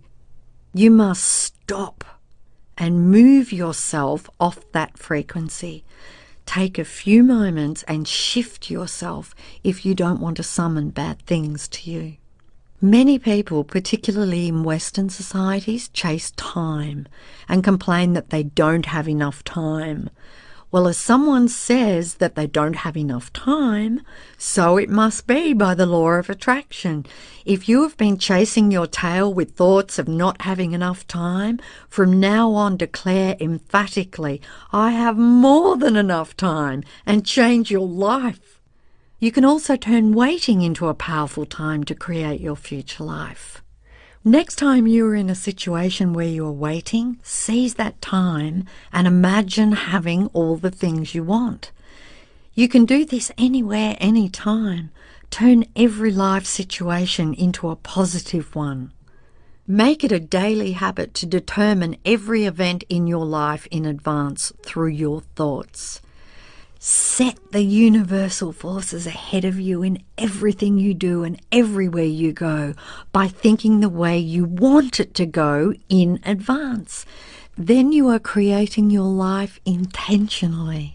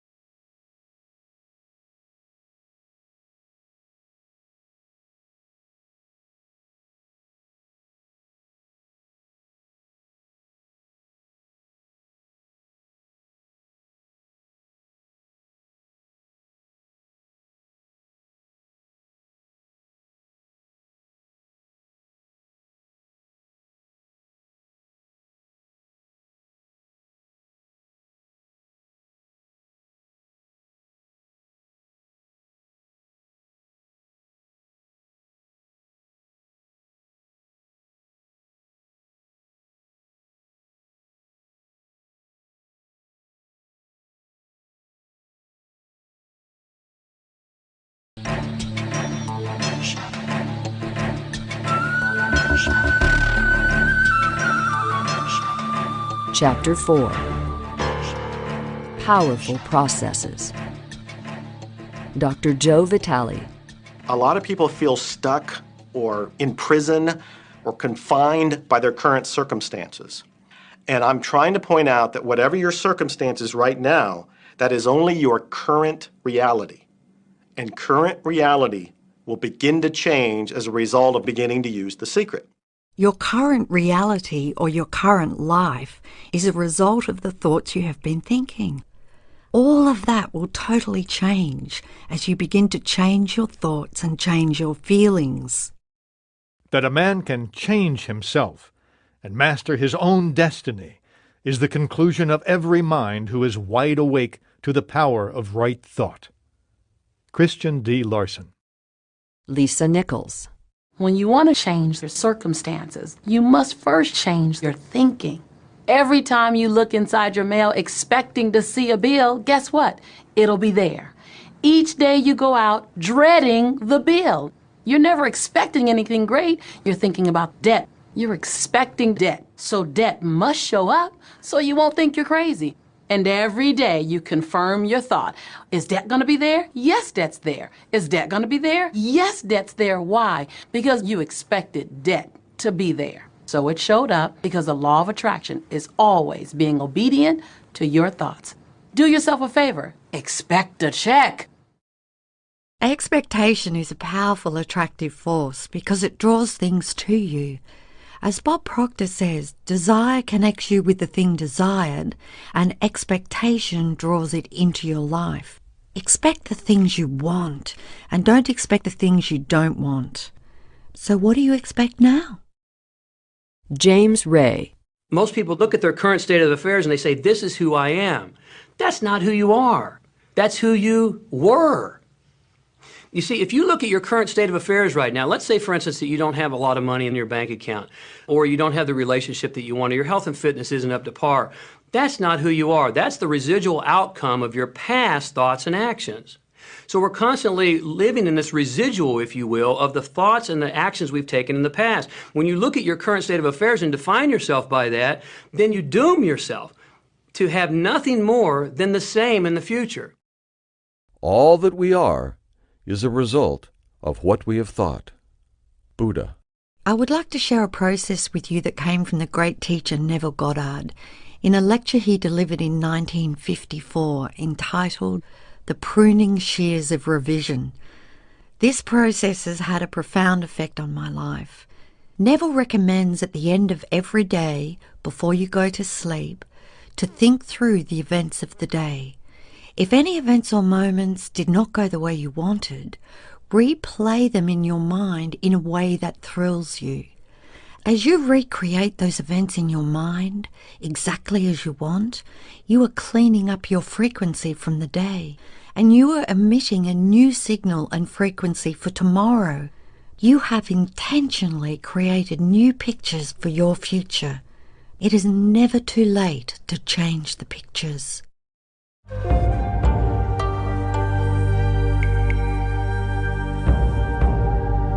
The powerful process of gratitude. Dr. Joe Vitale. What can you do right now to begin to turn your life around?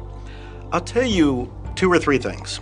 Start making a list of things to be grateful for. Start with that, because this shifts your energy. It starts to shift your thinking. Where before this exercise, you might be focusing on what you don't have, and you might be focusing on your complaints, and you might be focusing on whatever the problems are. When you do this exercise, you start to go in a different direction. You start to be grateful for all the things that you feel good about. If it is a new thought to you that gratitude brings your whole mind into closer harmony with the creative energies of the universe, consider it well, and you will see that it is true. Wallace Wattles. Marcy Shimoff. Gratitude is absolutely the way to bring more into your life. Dr. John Gray, psychologist, author, and international speaker. Every man knows that when his wife's appreciating him for the little things he does, what does he want to do? He wants to do more. It's always about appreciation. It pulls things in. It attracts support. Dr. John DeMartini. I've said for many years that whatever we think about and thank about, we bring about. James Ray.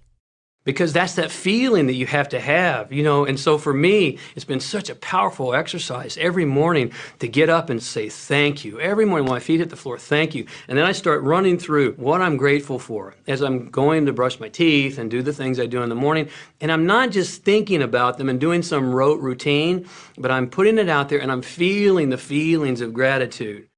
The day we filmed James Ray sharing his powerful exercise of gratitude is one I will never forget. From that day on, I made James's process my life. Every morning, I do not get out of bed until I have felt the feelings of gratitude for this brand new day and all I'm grateful for in my life. Then as I get out of bed, when one foot touches the ground, I say thank, and you as my second foot touches the ground. With each step I take on my way to the bathroom, I say thank you. I continue to say and feel thank you as I am showering and getting ready. By the time I am ready for the day, I have said thank you hundreds of times. As I do this, I am powerfully creating my day and all that it will contain. I am setting my frequency for the day and intentionally declaring the way I want my day to go, rather than stumbling out of bed and letting the day take control of me. There is no more powerful way to begin your day than this. You are the creator of your life, and so begin by intentionally creating your day. Gratitude was a fundamental part of the teachings of all the great avatars throughout history. In the book that changed my life, The Science of Getting Rich, written by Wallace Wattles in 1910, gratitude is its longest chapter. Every teacher featured in The Secret uses gratitude as part of his or her day. Most of them begin their day with thoughts and feelings of gratitude. Joe Sugarman, a wonderful man and successful entrepreneur, watched the film The Secret and contacted me. He told me his favourite part was the gratitude process and that his use of gratitude had contributed to all he had achieved in his life. With all the success Joe has attracted to himself, he continues to use gratitude every single day, even for the smallest things. When he gets a parking space, he always says and feels thank you. Joe knows the power of gratitude and all it has brought to him, and so gratitude is his way of life. With all that I have read, and with all that I have experienced in my own life using The Secret, the power of gratitude stands above everything else. If you only do one thing with the knowledge of The Secret, use gratitude until it becomes your way of life. Dr. Joe Vitale. As soon as you start to feel differently about what you already have, you will start to attract more of the good things, more of the things you can be grateful for. Because you can look around and say, well, look, I don't have the car I want, I don't have the house I want, I don't have the health I want, I don't have the spouse I want. Well, back up, back up. Those are all the things you don't want. Focus on what you already have that you're grateful for. And it might be you have the eyes to watch this. It might be the clothes that you have. Yes, you might prefer something else, and you might get something else pretty soon if you start feeling grateful for what you have. Many people who order their lives rightly in all other ways are kept in poverty by their lack of gratitude. Wallace Wattles. It is impossible to bring more into your life if you are feeling ungrateful about what you have. Why? Because the thoughts and feelings you emit as you feel ungrateful are all negative emotions. Whether it is jealousy, resentment, dissatisfaction, or feelings of not enough, those feelings cannot bring you what you want. They can only return to you more of what you do not want. Those negative emotions are blocking your own good coming to you. If you want a new car but you are ungrateful for the car you have, that will be the dominant frequency you are sending out. Be grateful for what you have now. As you begin to think about all the things in your life you are grateful for, you will be amazed at the never-ending thoughts that come back to you of more things to be grateful for. You have to make a start, and then the law of attraction will receive those grateful thoughts and give you more just like them. You will have locked into the frequency of gratitude, and all good things will be yours. The daily practice of gratitude is one of the conduits by which your wealth will come to you. Wallace Wattles. Lee Brower, wealth trainer and specialist, author and teacher. I think everybody goes through times when they say, oh man, things aren't working right, or things are going bad, and there were some things going on in my family, and I found a rock. I was just sitting here holding this rock. You might see me carrying around. I found a rock. I stuck it in my pocket, and I said, you know what? Every time I touch this rock, I'm going to think of something that I'm grateful for. And so every morning when I get up in the morning, I pick it up off the dresser, I put it in my pocket, and I go through the things that I'm grateful for. At night, what do? You empty your pocket, and there it is again. And I've had some different experiences with that. I've had some amazing experiences. I had a guy from South Africa, and he saw me drop it. He said, what is that? I explained it to him, so he started calling it a gratitude rock. 2 weeks later, I got an email from him from South Africa. And he said, my son is dying from a rare disease. It's a type of hepatitis. He said, would you send me 3 gratitude rocks? Now, they're just rocks I found off the street, you know, so I said, sure. I had to make sure that the rocks were very special.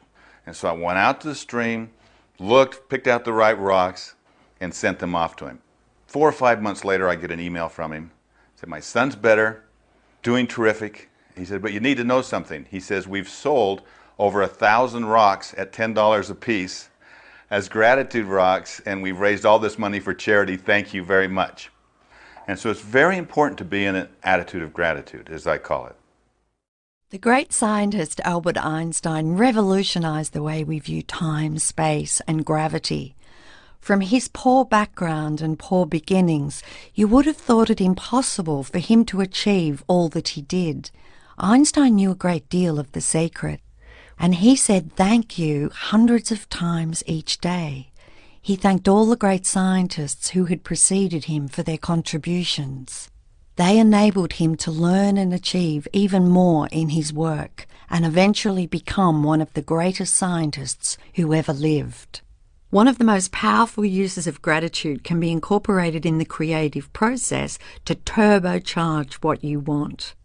As Bob Proctor advised in the first step of the creative process, start by writing down what you want. Begin each sentence with, I am so happy and grateful now that, and you fill in the rest. When you give thanks as though you have already received what you want, you are emitting a powerful signal to the universe. That signal is saying that you have it already because you are feeling gratitude for it now. Each morning before you get out of bed, make it a habit to feel the feelings of gratitude in advance for the great day ahead, as though it is done.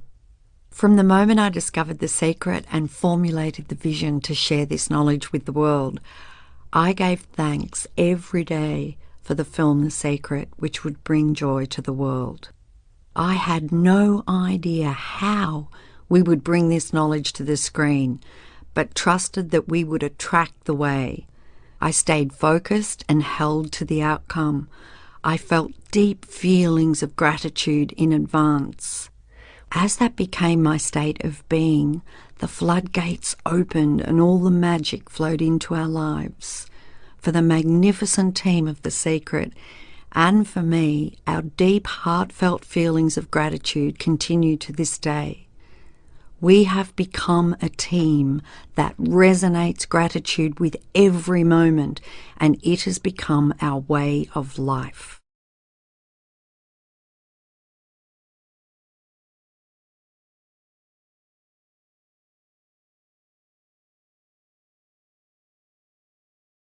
Process that has been taught by all the great teachers and avatars throughout the centuries, as well as by all the great teachers living today.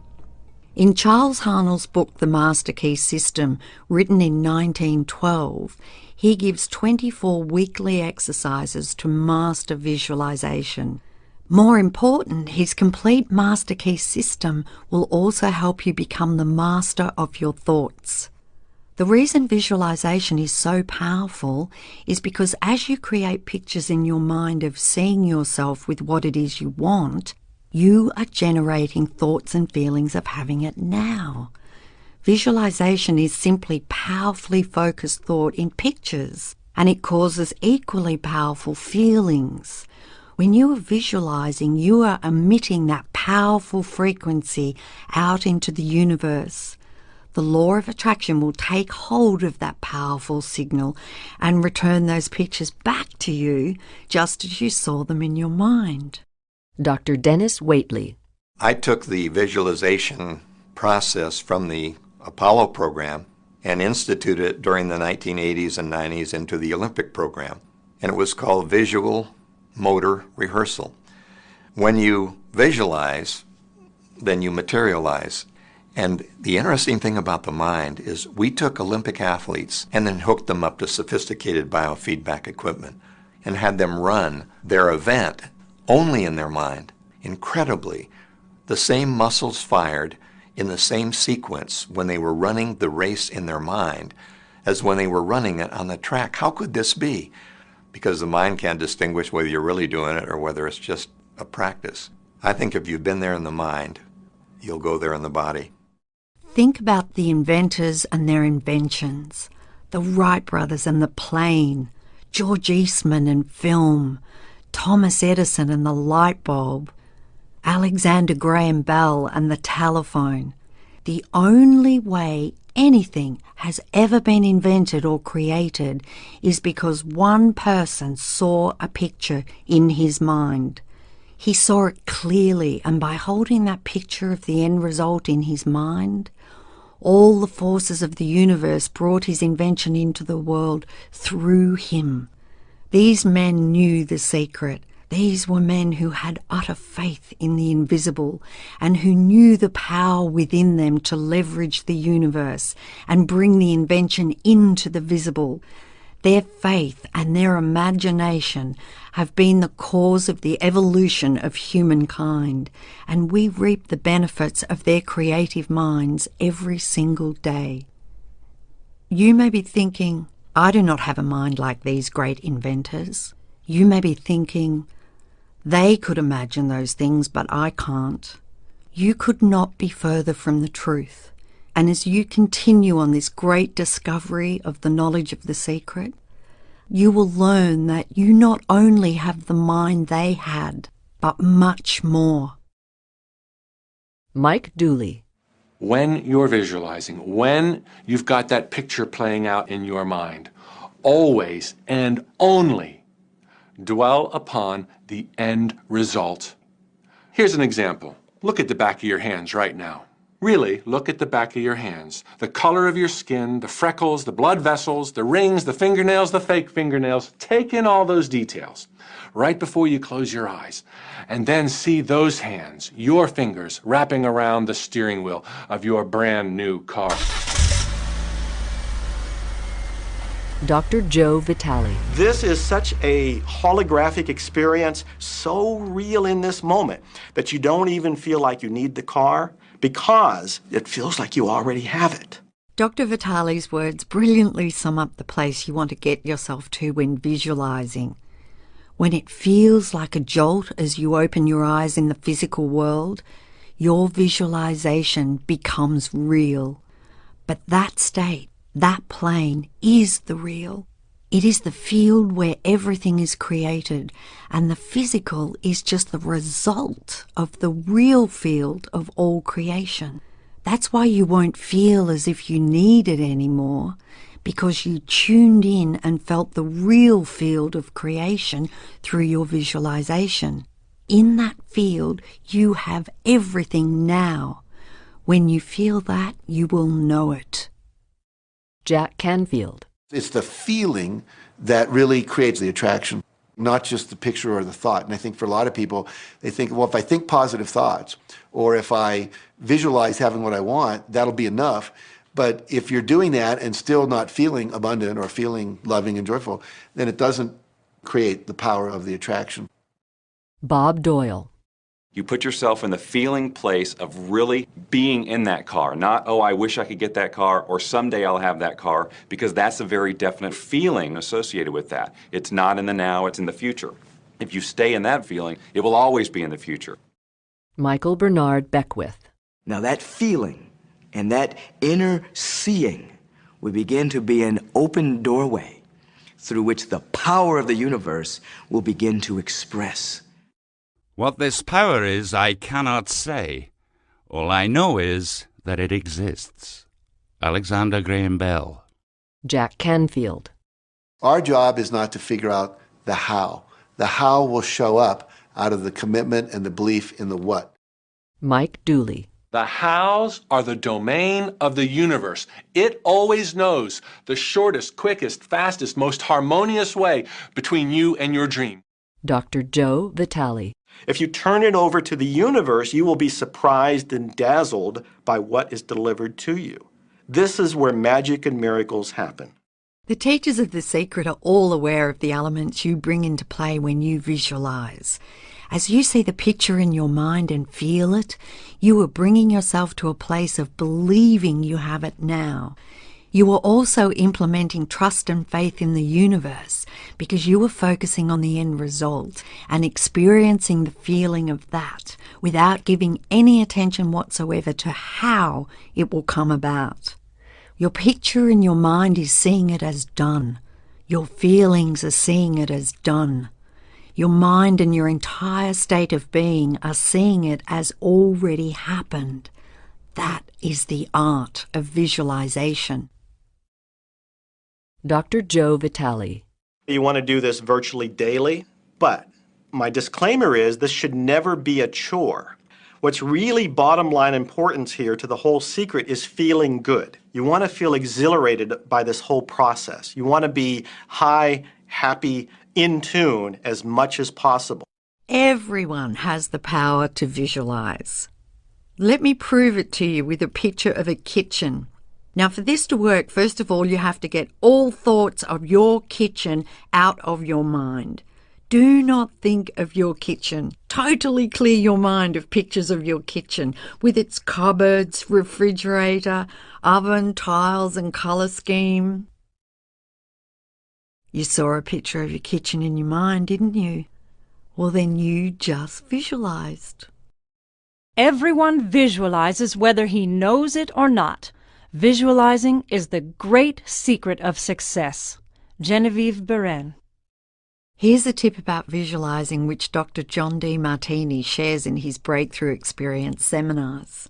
John said that if you create a static picture in your mind, it can be difficult to hold that picture, so create lots of movement in your picture.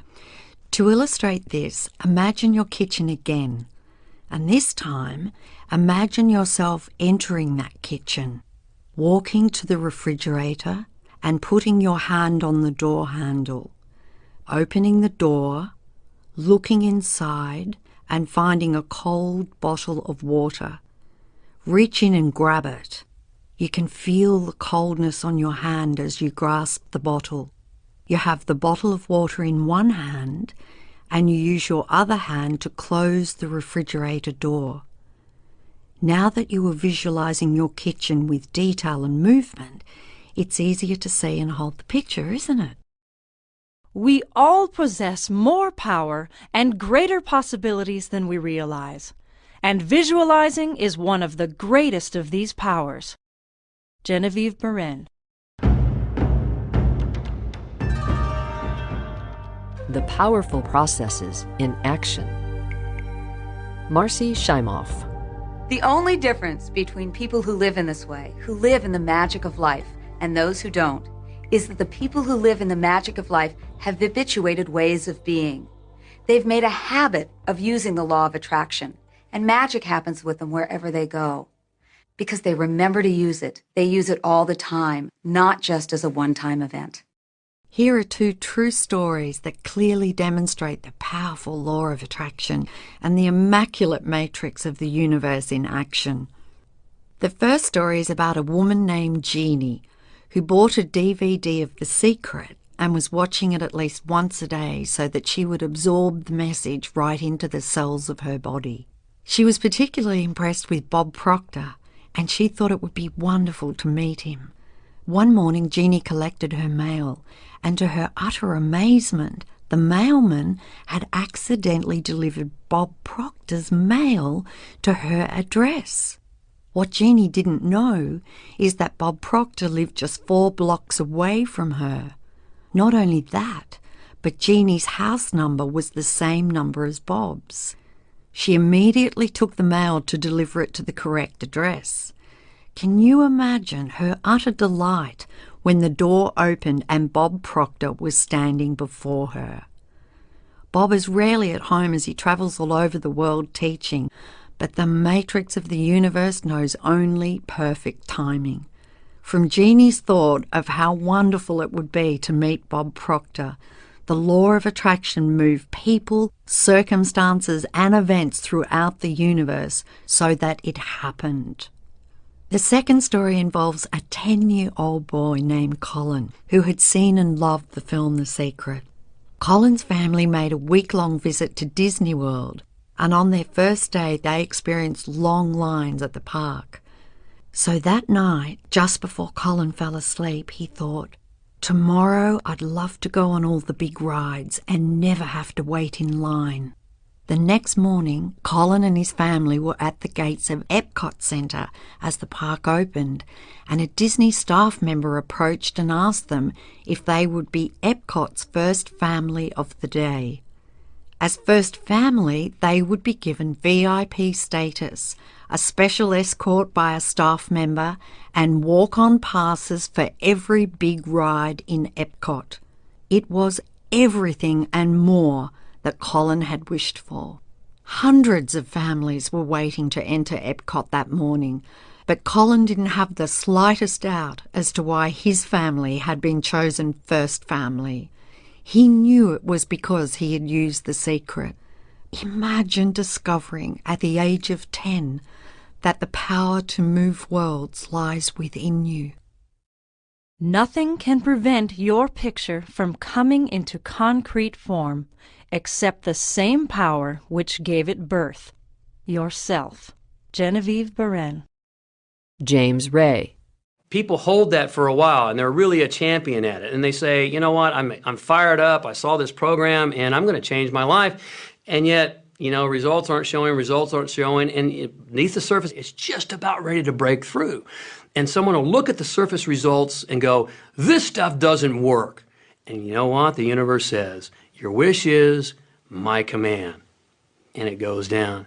When you allow a thought of doubt to enter your mind, the law of attraction will soon line up one doubtful thought after another. The moment a thought of doubt comes, release it immediately. Send that thought on its way.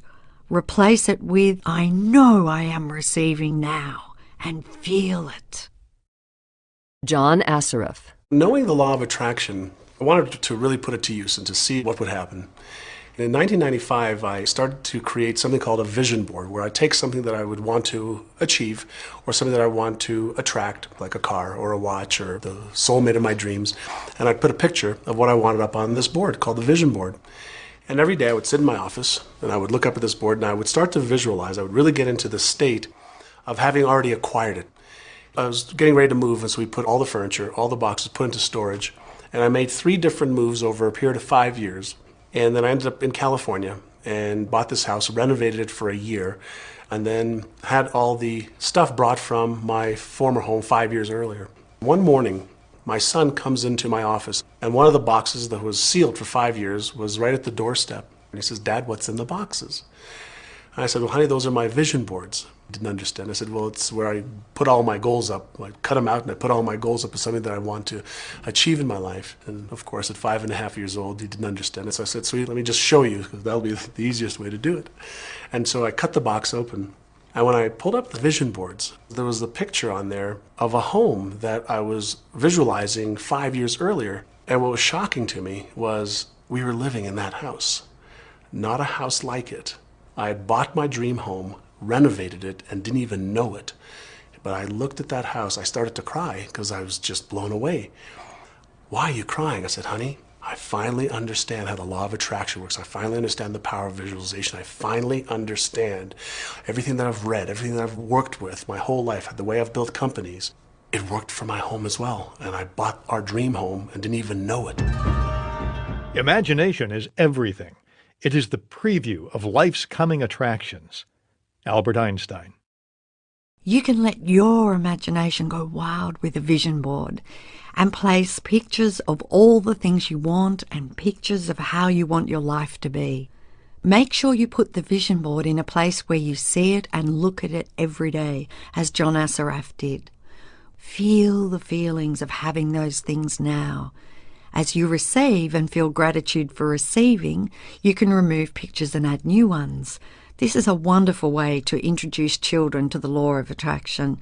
I hope the creation of a vision board inspires parents and teachers worldwide. One of the people on the Secret website forum put a picture of the Secret DVD on his vision board. He had seen the Secret but didn't own his own copy. 2 days after he had created his vision board, I felt inspired to post a notice on the Secret forum giving away DVDs to the first 10 people who posted. He was one of the 10. He had received a copy of the Secret DVD within 2 days of putting it on his vision board. Whether it is a DVD of The Secret or a house, the joy of creating and receiving is magnificent. Another powerful example of visualizing comes from my mother's experience of buying a new house. Several people besides my mother had put in offers for this particular house. My mother decided to use The Secret to make that house hers. She sat down and wrote her name and the new address of the house over and over. She continued doing this until it felt as though it was her address. She then imagined placing all of her furniture in that new house. Within hours of doing these things, she received a phone call saying her offer had been accepted. She was so thrilled, but it didn't come as a surprise to her because she knew that house was hers. What a champion. Jack Canfield. Decide what you want, believe you can have it, believe you deserve it, and believe it's possible for you. And then close your eyes every day for several minutes and visualize having what you already want and feeling the feelings of already having it. Come out of that and focus on what you're grateful for already and really enjoy it. And then go into your day and release it to the universe and trust that the universe will figure out how to manifest it.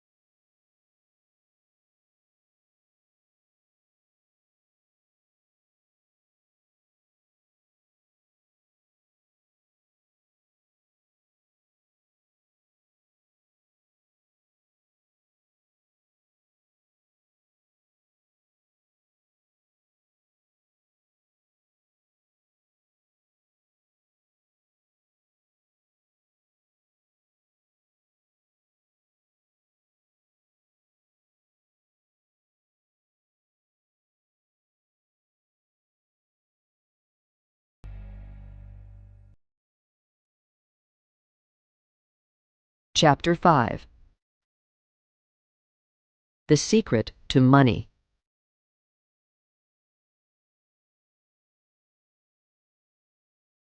Whatever the mind can conceive, it can achieve. W. Clement Stone.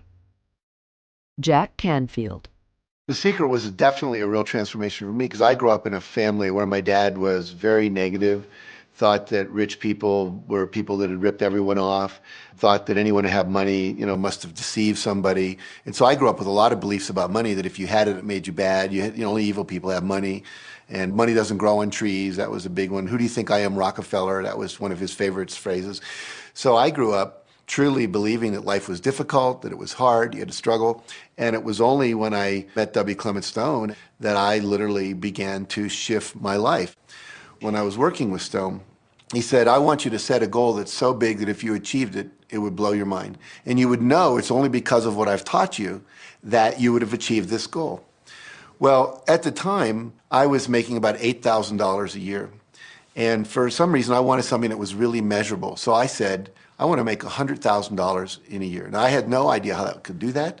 I saw no strategy, no possibility, but I just said, I'm going to declare that, I'm going to believe it, I'm going to act as if it's true, and release it. And so I did that. One of the things he taught me was every day to close your eyes and visualize the goal as if it's already achieved. And I had actually made a $100,000 bill that I put on the ceiling. So the first thing I'd see when I woke up, I'd look up and there it was, and it would remind me that this was my intention. And then I would close my eyes and visualize having this $100,000 a year lifestyle.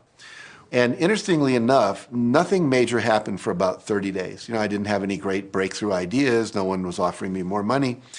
And all of a sudden, I was in the shower. It was about 4 weeks into it, and I had a $100,000 idea. It just came right into my head. I had a book I had written, and I said, if I could sell 400,000 copies of my book at $0.25 each, that'd be $100,000. Now, the book was there, but I never had this thought. And one of the secrets, I think, is that when you have inspired thought, you have to trust it and you have to act on it. Now, I didn't know how to do that. I didn't know how I was going to sell 400,000 copies. We'd never done that.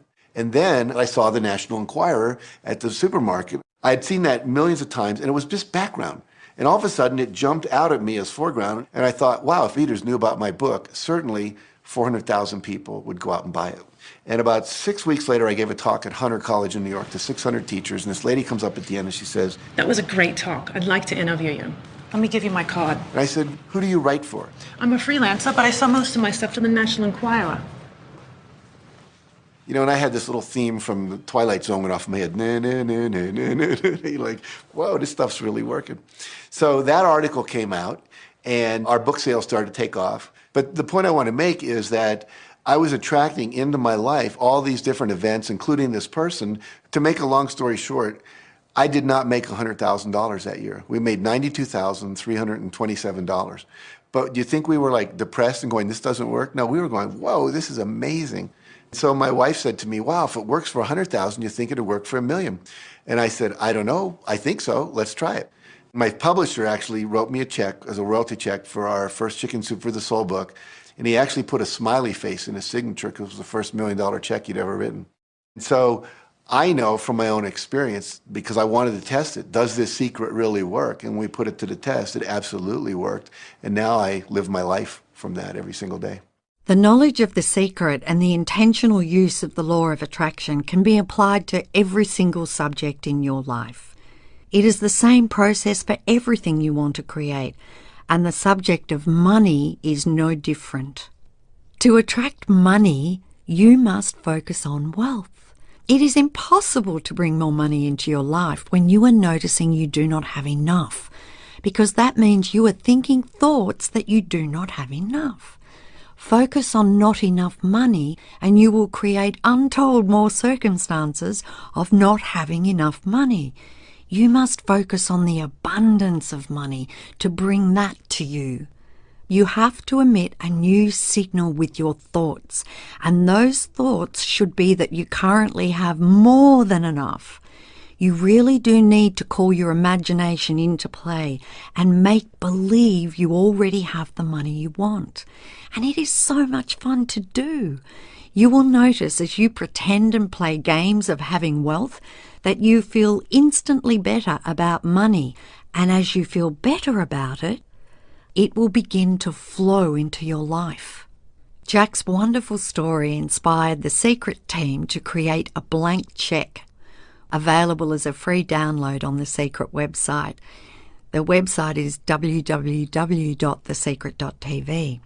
The blank check is for you, and it's from the Bank of the Universe.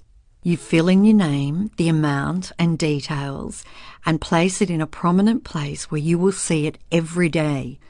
When you look at the check, feel the feelings of having that money now. Imagine spending that money, all the things you will buy and the things you will do.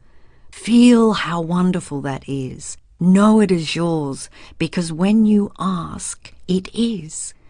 We have received hundreds of stories from people who have brought huge sums of money to them using the secret check. It's a fun game that works. Attract abundance. The only reason any person does not have enough money is because they are blocking money from coming to them with their thoughts. Every negative thought, feeling, or emotion is blocking your good from coming to you, and that includes money. It is not that the money is being kept from you by the universe, because all the money you require exists right now in the invisible. If you do not have enough, it is because you are stopping the flow of money coming to you, and you are doing that with your thoughts. You must tip the balance of your thoughts from lack of money to more than enough money. Think more thoughts of abundance than of lack, and you have tipped the balance. When you need money, it is a powerful feeling within you. And so, of course, through the law of attraction, you will continue to attract needing money. I can speak from experience about money because just before I discovered the secret, my accountants told me that my company had suffered a major loss that year, and in 3 months it would be history. After 10 years of hard work, my company was about to slip through my fingers. And as I needed more money to save my company, things just got worse. There seemed no way out. Then I discovered the secret, and everything in my life, including the state of my company, was totally transformed because I changed the way I was thinking. As my accountants continued to fuss about the figures and focus on that, I kept my mind focused on abundance and all being well. I knew with every fibre of my being that the universe would provide, and it did. It provided in ways I could not have imagined. I had moments of doubt, but when the doubt came, I immediately moved my thoughts to the outcome of what I wanted. I gave thanks for it, I felt the joy of it, and I believed. I want to let you in on a secret to the secret. The shortcut to anything you want in your life is to be and feel happy now. It is the fastest way to bring money and anything else you want into your life. Focus on radiating out into the universe those feelings of joy and happiness. When you do that, you will attract back to you all things that bring you joy and happiness, which will not only include an abundance of money, but everything else you're wanting. You must radiate out the signal to bring back what you want. As you radiate out those feelings of happiness, they will be sent back to you as the pictures and experiences of your life. The law of attraction is reflecting back your innermost thoughts and feelings as your life. Focus on prosperity. Dr. Joe Vitale. I can just imagine what a lot of people are thinking, and that is, how can I attract more money into my life? How can I get more of the green stuff? How can I get more wealth and prosperity? How can I, when I love my job, deal with the credit card debt that I have and the realization that maybe there's a ceiling on the money that can come in because it's coming to me through my job? How can I bring in more? Intended. This goes back to one of the things we've been talking about throughout the whole secret. Your job is to declare what you would like to have from the catalog of the universe. Well, if cash is one of them, say how much you would like to have. I would like to have $25,000 unexpected income within the next 30 days, or whatever it happens to be. It should be believable for you. If you've held thoughts in the past that the only way money can come to you is through your job, then let that go immediately. Can you appreciate that as you continue to think that, it must be your experience? Such thoughts do not serve you. You are now coming to understand that there is abundance for you, and it is not your job to work out how the money will come to you. It is your job to ask, to believe you are receiving and feel happy now. Leave the details to the universe on how it will bring it about. Bob Proctor. Most people have a goal of getting out of debt. That'll keep you in debt forever. Whatever you're thinking about, you will attract. You'll say, but it's get out of debt. I don't care if it's get out or get in. If you're thinking debt, you're attracting debt. Set up an automatic debt repayment program and then start to focus on prosperity. When you have a pile of bills that you have no idea how you are going to pay, you cannot focus on those bills because you will continue to attract more bills. You have to find a way that works for you to focus on prosperity despite the bills around you. You have to find a way of feeling good so you can bring your good to you. James Ray. So many times people say to me, well, I'd like to double my income in the next year. But then you look at their actions and they're not doing the things that are going to make that happen. And, they'll turn right around and go, well, I can't afford that. Okay, guess what? Your wish is my command. If the words, I can't afford it, have passed your lips, your power to change that is now. Change it with, I can afford that. I can buy that. Say it over and over. Become like a parrot. For the next 30 days, make it your intention that you are going to look at everything you like and say to yourself, I can afford that. I can buy that. As you see your dream car drive past, say, I can afford that. As you see clothes you love, as you think about a great vacation, say, I can afford that. As you do this, you will begin to shift yourself and you will begin to feel better about money. You will begin to convince yourself that you can afford those things. And as you do, the pictures of your life will change. Lisa Nichols. When you focus on lack and scarcity and what you don't have, you fuss about it with your family, you discuss it with your friends, you tell your children that you don't have enough, we don't have enough for that, we can't afford that. Well, guess what? You'll never be able to afford it because you begin to attract more of what you don't have. If you want abundance, if you want prosperity, then focus on abundance. Focus on prosperity. The spiritual substance from which comes all visible wealth is never depleted. It is right with you all the time and responds to your faith in it and your demands on it. Charles Fillmore. Now that you know the secret, when you see someone who is wealthy, you will know that that person's predominant thoughts are on wealth and not on scarcity, and that they have drawn wealth to them, whether they did it consciously or unconsciously. They focused on thoughts of wealth, and the universe moved people, circumstances, and events to deliver wealth to them. The wealth that they have, you have also. The only difference between you and them is that they thought the thoughts to bring the wealth to them. Your wealth is waiting for you in the invisible, and to bring it into the visible, think wealth. David Shermer. When I first understood the secret, I'd get a bunch of bills in the mail. And I thought, how do I turn this around? The law of attraction states that what you focus on, you will get. So I got a bank statement. I whited out the total and I put a new total in there. I put exactly how much I want to see in the bank. So I thought, what if I just visualise checks coming in the mail? So I just visualise a bunch of checks coming in the mail. Within just 1 month, things started to change. And it is amazing. Today, I just get checks in the mail. I get a few bills, but I get more checks than bills.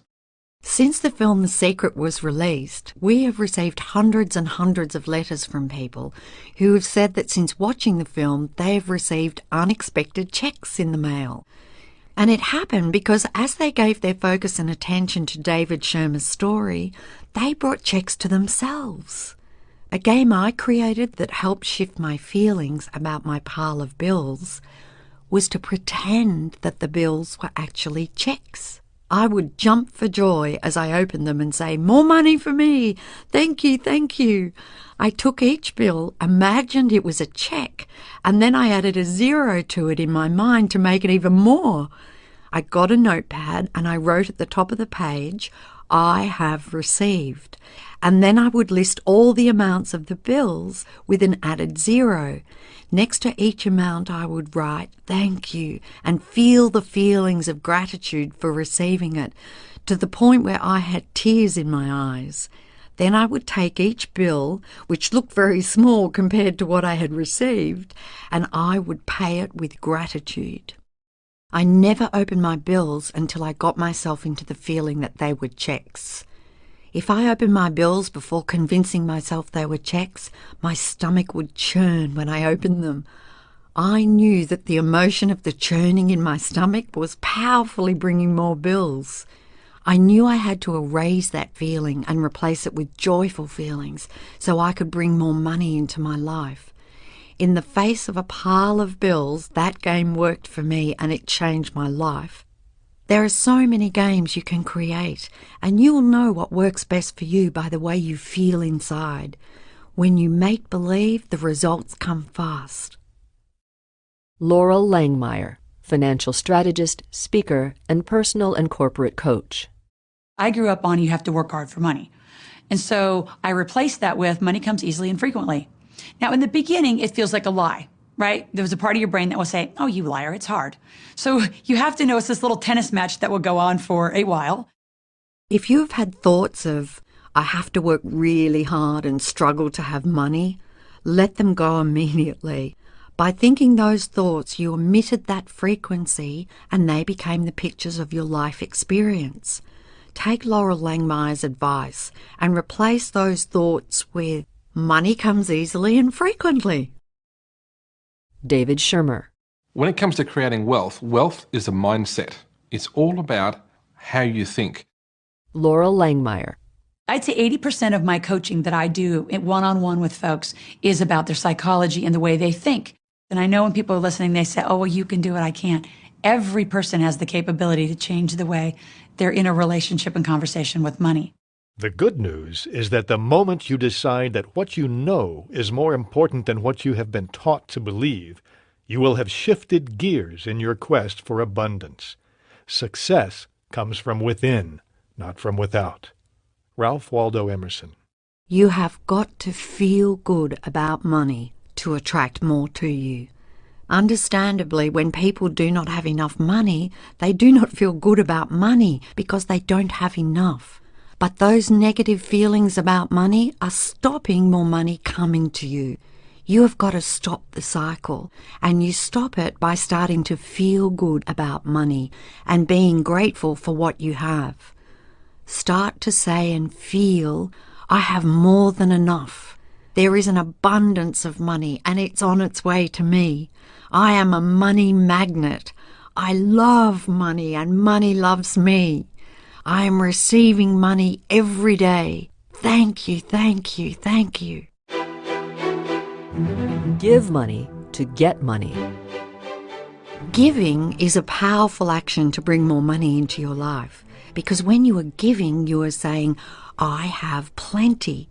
It will not be surprising to you to learn that the wealthiest people on the planet are the greatest philanthropists. They give away vast amounts of money, and as they give by the law of attraction, the universe opens up and floods vast amounts of money back to them, multiplied. If you are thinking, "I don't have enough money to give," bingo. Now you know why you don't have enough money. When you think you don't have enough to give, start giving.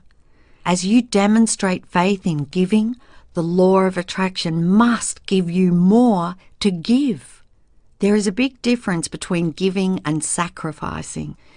Giving from a heart that is overflowing feels so good. Sacrificing does not feel good. Don't confuse the two. They are diametrically opposed. One emits a signal of lack, and the other emits a signal of more than enough.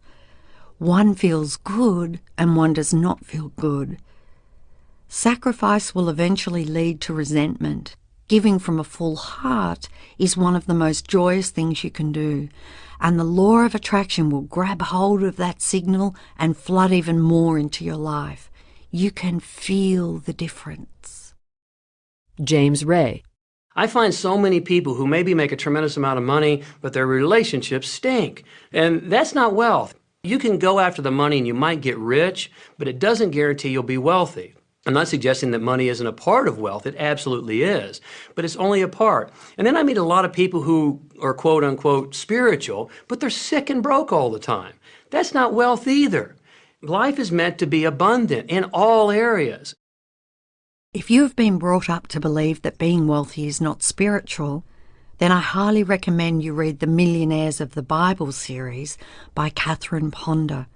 In these glorious books, you will discover that Abraham, Isaac, Jacob, Joseph, Moses, and Jesus were not only prosperity teachers, but also millionaires themselves, with more affluent lifestyles than many present-day millionaires could conceive of. You are the heir to the kingdom. Prosperity is your birthright, and you hold the key to more abundance in every area of your life than you can possibly imagine. You deserve every good thing you want, and the universe will give you every good thing you want, but you have to summon it into your life. Now you know the secret. You have the key. The key is your thoughts and feelings, and you have been holding the key in your hand all of your life. Marcy Shimoff. Many people in Western culture are striving for success. They want the home, they want the great business, they want all these outer things. But what we found in our research is that having these outer things does not necessarily guarantee what we really want, which is happiness. So we go for these outer things, thinking they're going to bring us happiness, but it's backwards. You need to go for the inner joy, the inner peace, the inner vision first, and then all of the outer things appear. Everything you want is an inside job. The outside world is the world of effects. It's just the result of thoughts. Set your thoughts and frequency on happiness. Radiate the feelings of happiness and joy within you and transmit that into the universe with all of your might, and you will experience true heaven on earth. Secret summaries. To attract money, focus on wealth. It is impossible to bring more money into your life when you focus on the lack of it. It is helpful to use your imagination and make believe you already have the money you want. Play games of having wealth and you will feel better about money.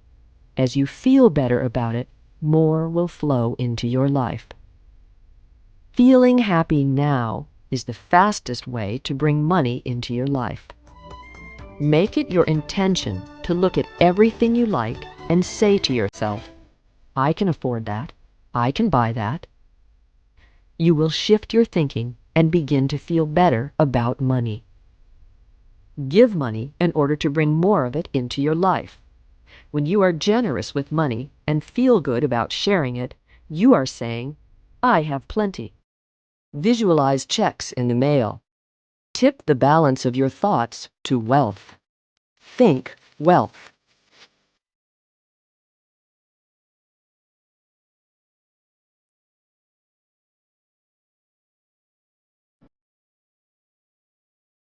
Chapter 6. The Secret to Relationships. Marie Diamond, Feng Shui consultant, teacher, and speaker. The secret means for me actually that we are creators of our universe, and that every wish of what we want to create will manifest in our life. Therefore, it's very important what you wish, what your thoughts are, what your feelings are, because it will manifest. One day, I went into somebody's home, and he was an art director of a very famous film producer. In every corner, he had this beautiful image of a woman, a naked woman dressed with a fabric, kind of doing this, kind of saying, oh, I don't look at you. I don't see you. And I said, I think you have trouble in your romance. Are you a clairvoyant or something? No, but look, 7 places you have exactly that woman. But I love that kind of painting. I painted it myself. That's even worse, I said, because you put all your creation and your creativity in it. Now, he's this gorgeous looking man. He has all these actresses around him because that's the work he does. He doesn't get romance. I said, what do you want? Well, I want to date 3 women a week. Okay, paint yourself with 3 women and hang it in every corner. 6 months later, I see him in Europe and said, how is your love life? Great. They just call me. They all want to date me. Because that's your wish. Now I have like 3 dates a week. They're fighting over me. Good on you. But I really want to stabilize a little bit. I want marriage, and I want romance. Well, paint it, okay? So he painted a beautiful romantic relationship, and a year later he got married and is very happy. Because he put another wish out. But he wished it in himself for years, but it did not happen. Because his wish could not manifest because the outer level of himself, his house, was just contradicting himself all the time. So if you know this knowledge, you should start playing with it. Marie Diamond's story of her client is a perfect demonstration of how feng shui reflects the teachings of the secret. It illustrates how our thoughts create powerfully when we put them into action. Any action we take must be preceded by a thought. Thoughts create the words we speak, the feelings we feel, and our actions. Actions are particularly powerful because they are thoughts that have caused us to act. We may not even realize what our innermost thoughts are, but we can see what we have been thinking by looking at the actions we have taken. In the story of the film producer, his innermost thoughts were reflected in his actions and surroundings. He had painted many women, all turning away from him. Can you see what his innermost thoughts were? Even though his words were saying he wanted to date more women, his innermost thoughts did not reflect that in his paintings. By deliberately choosing to change his actions, it caused him to focus his entire thought on what he wanted. With such a simple shift, he was able to paint his life and call it into existence through the law of attraction. When you want to attract something into your life, make sure your actions don't contradict your desires. One of the most wonderful examples of this is given by Law of Attraction teacher Mike Dooley in his audio course, Leveraging the Universe and Engaging the Magic. It is a story of a woman who wanted to attract her perfect partner into her life. She had done all the right things. She got clear about what she wanted him to be like. She made a detailed list of all of his qualities, and she visualized him in her life. Despite doing all these things, there was no sign of him. Then one day as she arrived home and was parking her car in the middle of her garage, she gasped as she realized that her actions were contradicting what she wanted. If her car was in the middle of the garage, there was no room for her perfect partner's car. Her actions were powerfully saying to the universe that she did not believe she was going to receive what she had asked for. So she immediately cleaned up her garage and parked her car to one side, leaving space for her perfect partner's car on the other side. She then went into her bedroom and opened her wardrobe, which was jammed full of clothes. There was no room for her perfect partner's clothes. So she moved some of her clothes to make space. She had also been sleeping in the middle of her bed, and so she began sleeping on her side, leaving space for her partner. This woman related her story to Mike Dooley over a dinner, and sitting next to her at the table was her perfect partner. After taking all of these powerful actions and acting as if she had already received her perfect partner, he arrived in her life, and now they are happily married. Another simple example of acting as if is a story of my sister Glenda, who is the production manager of the film The Secret. She was living and working in Australia, and she wanted to move to the United States and work with me in our US office. Glenda knew the secret very well, and so she was doing all the right things to bring forth what she wanted. But months were passing by and she was still in Australia. Glenda looked at her actions and realised she was not acting as if she was receiving what she had asked for. So she began to take powerful actions. She organised everything in her life for her departure. She cancelled memberships, gave away things she would not need, and she got her suitcases out and packed them. Within 4 weeks, Glenda was in the United States working out of our US office. Think about what you have asked for and make sure that your actions are mirroring what you expect to receive and that they're not contradicting what you've asked for. Act as if you are receiving it. Do exactly what you would do if you were receiving it today, and take actions in your life to reflect that powerful expectation. Make room to receive your desires, and as you do, you are sending out that powerful signal of expectation. Your job is you. Lisa Nichols. Inside relationships, it's important to first understand who's coming into the relationship, and not your partner, but to understand yourself. James Ray. How can you ever expect anyone else to enjoy your company if you don't enjoy your own company? And so, again, the law of attraction, or the secret, is about bringing that into your life, and you've got to get really, really clear. Here's the question I would ask you to consider. Do you treat yourself the way that you want other people to treat you? When you do not treat yourself the way you want others to treat you, you can never change the way things are. Your actions are your powerful thoughts. So if you do not treat yourself with love and respect, you are emitting a signal that is saying you are not important enough, worthy enough, or deserving. That signal will continue to be broadcast, and you will experience more situations of people not treating you well. The people are just the effect. Your thoughts are the cause. You must begin to treat yourself with love and respect and emit that signal and get on that frequency. Then the law of attraction will move the entire universe, and your life will be full of people who love and respect you. Many people have sacrificed themselves for others, thinking when they sacrifice themselves they are being a good person. Wrong. To sacrifice yourself can only come from thoughts of absolute lack, because it is saying, there is not enough for everyone, so I will go without.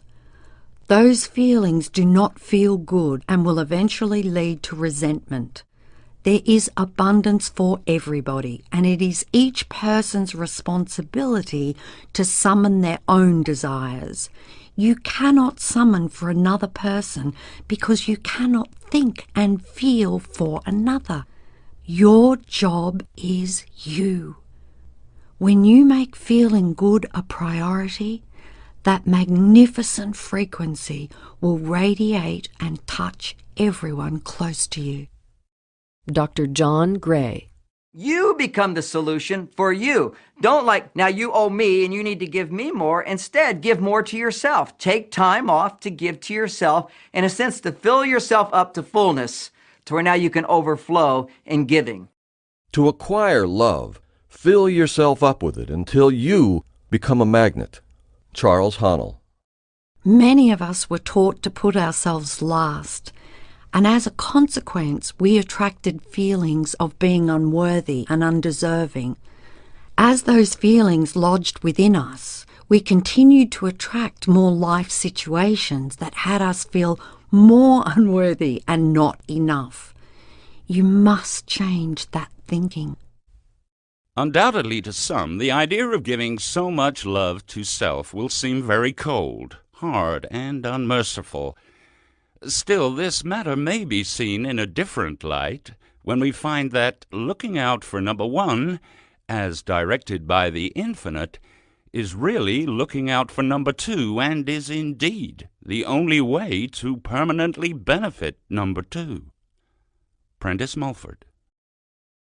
Unless you fill yourself up first, you have nothing to give anybody.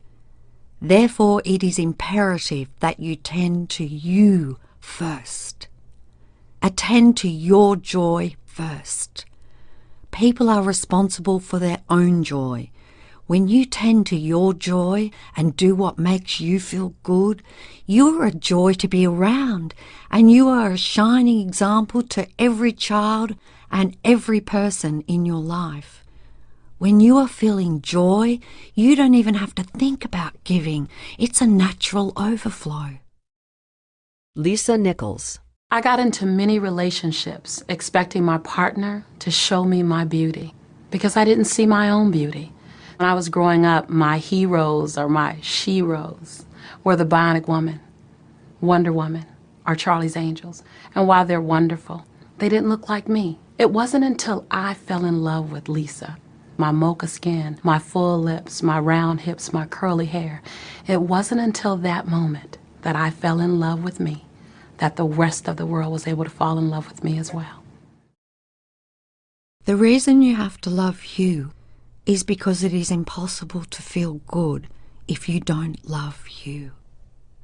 When you feel bad about yourself, you are blocking all the love and all the good that the universe has for you. When you feel bad about yourself, it feels as though you are sucking the life out of you, because all of your good on every single subject, including health, wealth, and love, is on the frequency of joy and feeling good. The feeling of having unlimited energy and that amazing feeling of health and wellness are all on the frequency of feeling good. When you don't feel good about you, you are on a frequency that is attracting more people, situations, and circumstances that will continue to make you feel bad about you. You must change your focus and begin to think about all the things that are wonderful about you. Look for the positives in you. As you focus on those things, the law of attraction will show you more great things about you. You attract what you think about. All you have to do is begin with one prolonged thought of something good about you, and the law of attraction will respond by giving you more like thoughts. Look for the good things about you. Seek, and ye shall find. Bob Proctor. There's something so magnificent about you. I have been studying me for 44 years. I want to kiss myself. Because you're going to get to love yourself. I'm not talking about conceit. I'm talking about a healthy respect for yourself. And as you love yourself, you'll love others. Marcy Shimoff. In relationships, we're so used to complaining about other people. My coworkers are so difficult to work with. My husband makes me so mad. My children are so lazy. It's always focusing on the other person. But for relationships to really work, we need to focus on what we appreciate about the other person, not what we're complaining about. When we're complaining about those things, we're only getting more of those things. Even if you're having a really hard time in a relationship, things aren't working, you're not getting along, someone's in your face, you still can turn that relationship around. Take a piece of paper and for the next 30 days, once a day, sit down and write all the things that you appreciate about that person. Think about all the reasons that you love them. You appreciate their sense of humor, you appreciate how supportive they are. And what you'll find is that when you focus on appreciating and acknowledging their strengths, that's what you'll get more of. And the problems will fade away. Lisa Nichols. Oftentimes, you give others the opportunity to create your happiness. And many times, they fail to create it the way you want it. Why? Because only one person can be in charge of your joy, of your bliss, and that's you. So even as a parent, as a child, as a spouse, they do not have the control to create your happiness. Your joy lies within you. All your joy is on the frequency of love, the highest and the most powerful frequency of all. You can't hold love in your hand, you can only feel it in your heart. It's a state of being. You can see evidence of love being expressed through people, but love is a feeling. and you are the only one that can radiate and emit that feeling of love. Your ability to generate feelings of love is unlimited. And when you love, you are in complete and utter harmony with the universe. Love everything you can. Love everyone you can. Focus only on things you love. Feel love, and you will experience that love and joy coming back to you, multiplied. The law of attraction must send you back more things to love. As you radiate love, it will appear as though the entire universe is doing everything for you, moving every joyful thing to you, and moving every good person to you. In truth, it is.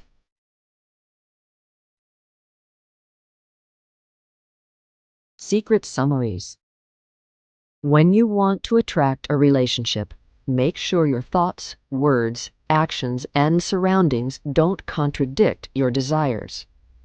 Your first job is you. Unless you fill yourself up first, you have nothing to give anybody. Treat yourself with love and respect, and you will attract people who show you love and respect. When you feel bad about yourself, you block the love, and instead you attract more people and situations that will continue to make you feel bad about you. Focus on the qualities you love about yourself, and the law of attraction will show you more great things about you. To make a relationship work, focus on what you appreciate about the other person, and not your complaints. When you focus on the strengths, you will get more of them.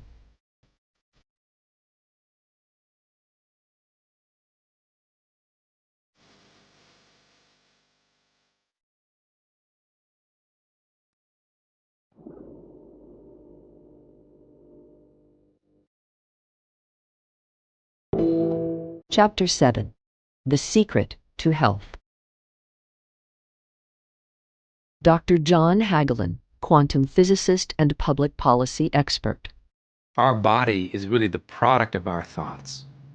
We're beginning to understand in medical science the degree to which the nature of thoughts and emotions actually determines the physical substance and structure and function of our bodies. Dr. John DeMartini. We've known in the healing arts of a placebo effect. A placebo is something that supposedly has no impact and no effect on the body, like a sugar pill or something. You tell the patient that this is just as effective. And what happens is the placebo has the same effect, if not greater effect, than sometimes the medication is supposed to be designed for that effect. So they found out that the human mind is the biggest factor in the healing arts, more so than sometimes the medication. As you are becoming aware of the magnitude of the secret, you will begin to see more clearly the underlying truth of certain occurrences in humankind, including in the area of health. The placebo effect is a powerful phenomenon.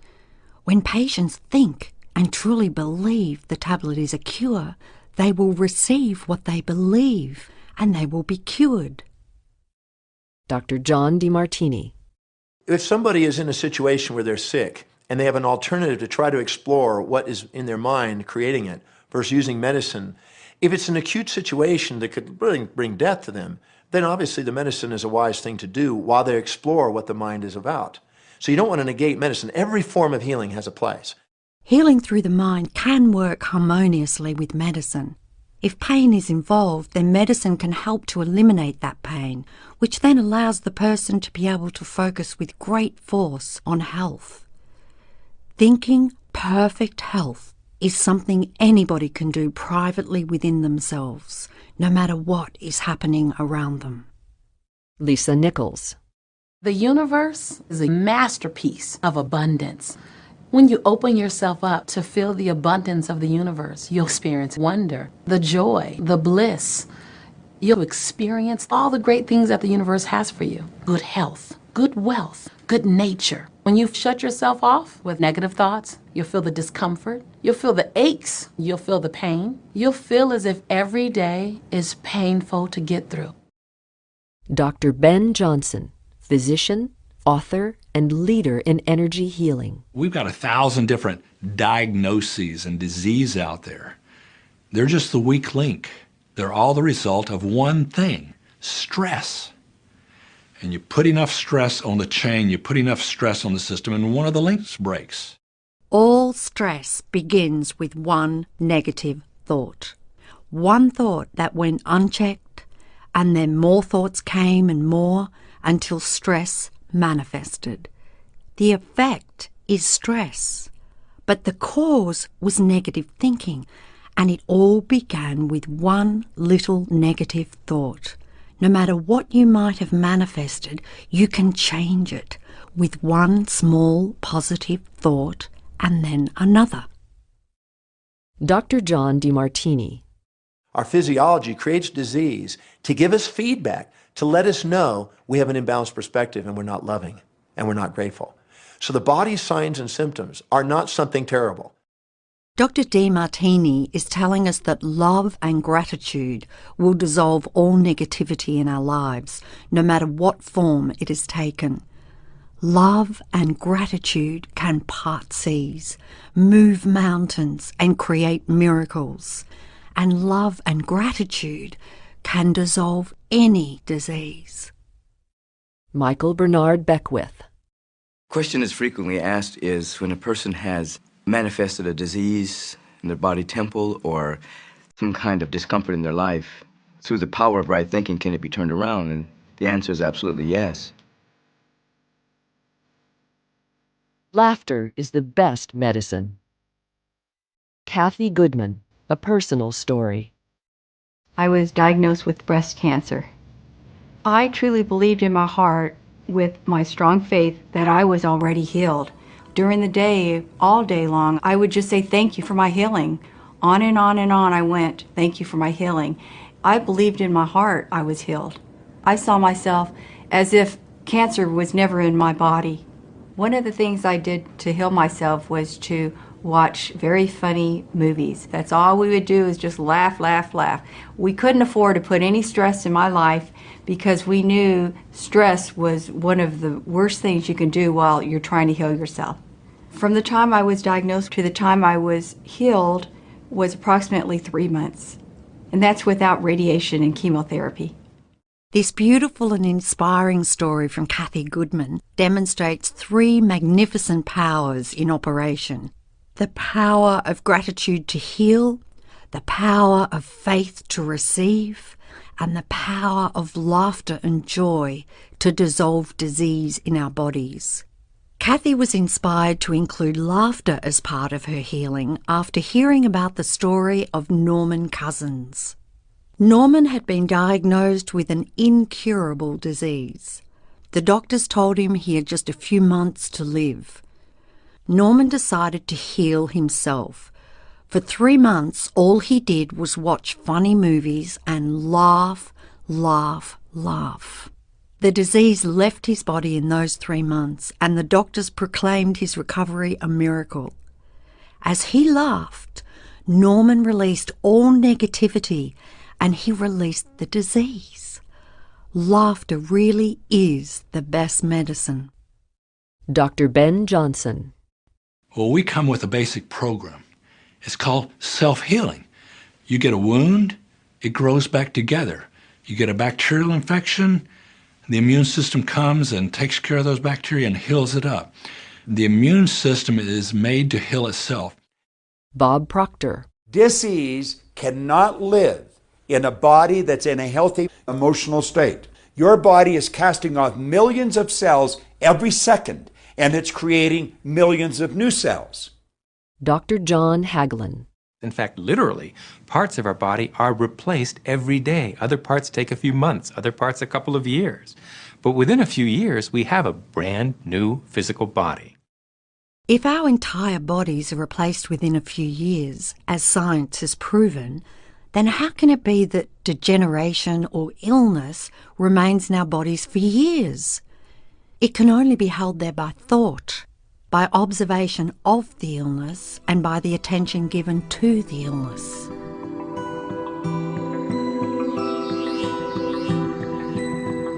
Think thoughts of perfection. Think thoughts of perfection. Illness cannot exist in a body that has harmonious thoughts. Know there is only perfection. and as you observe perfection, you must summon that to you. Imperfect thoughts are the cause of all humanity's ills, including disease, poverty, and unhappiness. When we think negative thoughts, we are cutting ourselves off from our rightful heritage. Declare and intend. I think perfect thoughts. I see only perfection. I am perfection.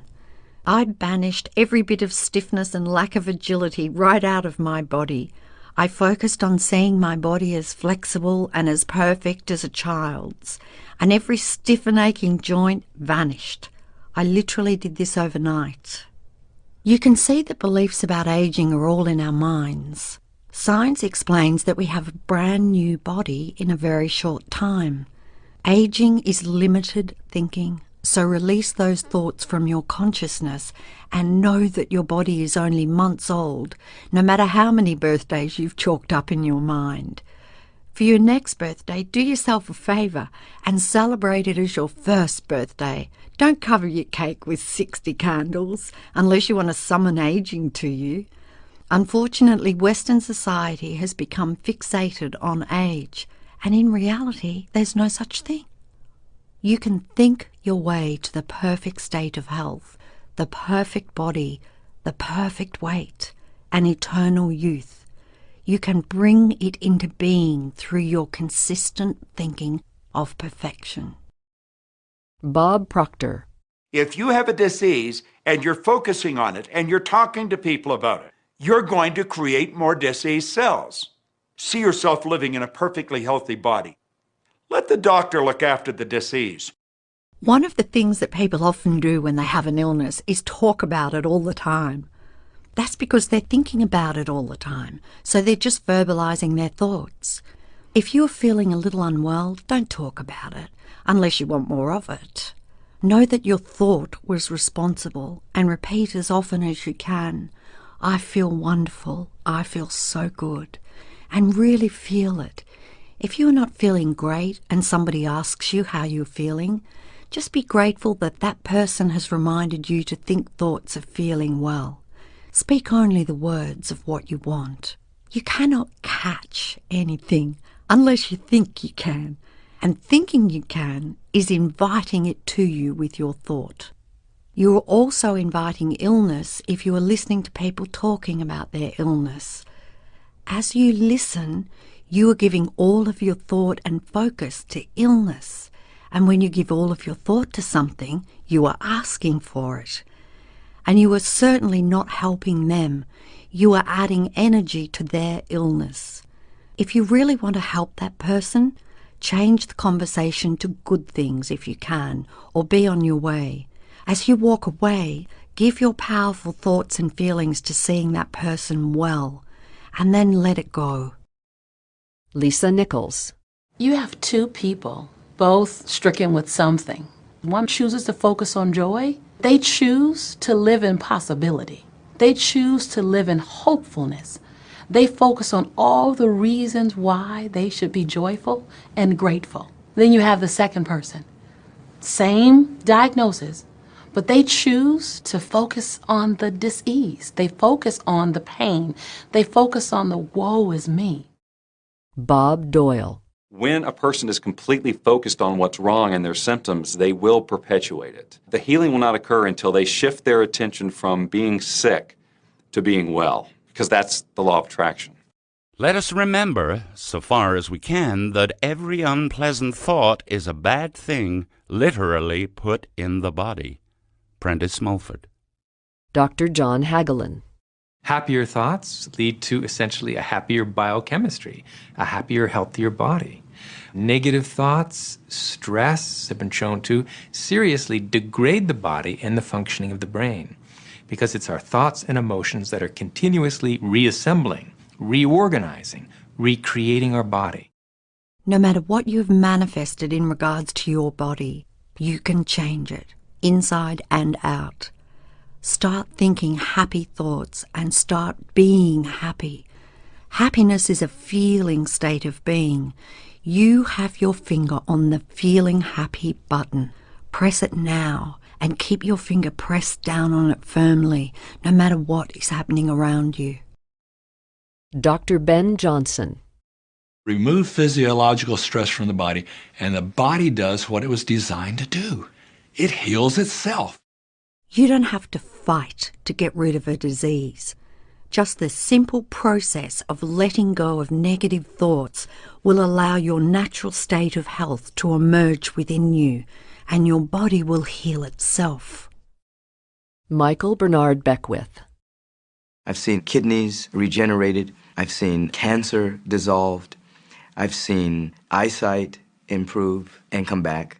I had been wearing reading glasses for about 3 years before I discovered the secret. One night, as I was tracing the knowledge of the secret back through the centuries, I found myself reaching for my glasses to see what I was reading. And I stopped in my tracks. Past scenes of my life flashed before me, and the realization of what I had done struck me like a lightning bolt. I had listened to society's message that eyesight diminishes with age. I had watched people stretch their arms out so that they could read something. I had given my thought to eyesight diminishing with age, and I had brought it to me. I hadn't done it deliberately, but I had done it. I knew that what I had brought into being with thoughts I could change, so I immediately imagined myself seeing as clearly as when I was 21 years old. I saw myself in dark restaurants, on planes, and at my computer reading clearly and effortlessly. And I said over and over, I can see clearly, I can see clearly. I felt the feelings of gratitude and excitement for having clear vision. In 3 days, my eyesight had been restored, and I now do not own reading glasses. I can see clearly. When I told Dr. Ben Johnson, one of the teachers from The Secret, about what I had done, he said to me, "Do you realize what had to happen to your eyes for you to do that in 3 days?" I replied, "No, and thank goodness I didn't know, so that thought was not in my head. I just knew I could do it and that I could do it fast." Sometimes less information is better. Dr. Johnson eliminated an incurable disease from his own body, so the restoration of my eyesight seemed like nothing to me compared with his own miracle story. In fact, I expected my eyesight to come back overnight, so 3 days was no miracle in my mind. Remember, time and size do not exist in the universe. It is as easy to heal a pimple as a disease. The process is identical. The difference is in our minds.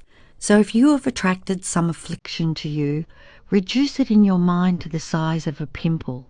Let go of all negative thoughts and then focus on the perfection of health.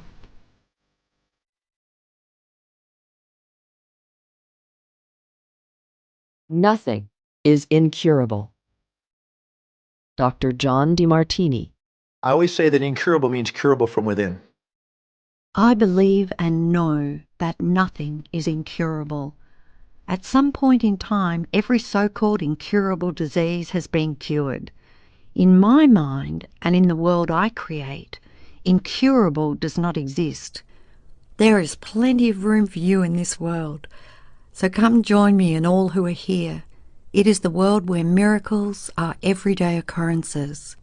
It is a world overflowing with total abundance, where all good things exist now within you. Sounds like heaven, doesn't it? It is. Michael Bernard Beckwith. You can change your life and you can heal yourself. Morris Goodman, author and international speaker. My story begins on March 10, 1981. It really changed my whole life. It was a day I'll never forget. I crashed an airplane. I ended up in the hospital completely paralyzed. My spinal cord was crushed. I broke the first and second cervical vertebrae. My swallowing reflex was destroyed. I couldn't eat or drink. My diaphragm was destroyed. I couldn't breathe. All I could do was blink my eyes. The doctors, of course, said all my life I'd be a vegetable. All I'd do is blink my eyes the rest of my life. That's a picture they saw of me, but it didn't matter what they thought. The main thing was what I thought. I pictured myself being a normal person again, walking out of that hospital. The only thing I had to work with in the hospital was my mind. As long as you have your mind you can put things back together again. I was hooked to a respirator, and they said I'd never breathe on my own again because my diaphragm was destroyed. But this little voice kept saying to me, breathe deep, breathe deep. Finally, I was weaned from it. They were at a loss for an explanation. See, I could not afford to allow anything to come in my mind that would distract me from my goal and from my vision. Well, I set a goal to walk out of the hospital on Christmas. That was my goal. I walked out of the hospital on my own 2 feet. They said it couldn't be done. That's a day I will never forget. For people that are sitting out there right now that are hurting, if I wanted to sum up my life and sum up for people what they can do in life, I would sum it up this way in 6 words. Man becomes what he thinks about. Morris Goodman is known as the Miracle Man. His story was chosen for The Secret because it demonstrates the unfathomable power and unlimited potential of the human mind. Morris knew the power within him to bring about what he chose to think about. Everything is possible. Morris Goodman's story has inspired thousands of people to think, imagine, and feel their way back to health. He turned the greatest challenge of his life into the greatest gift. Since the film The Secret was released, we have been inundated with miracle stories of all types of diseases dissolving from people's bodies after they watch The Secret. All things are possible when you believe. On the subject of health, I would like to leave you with these illuminating words from Dr. Ben Johnson. We are now entering the era of energy medicine. Everything in the universe is a frequency, and all you have to do to change a frequency is create an opposite frequency. That's how easy it is to change anything in the world, whether that's disease or emotional issues or whatever that is. This is huge. This is the biggest thing that we have ever come across.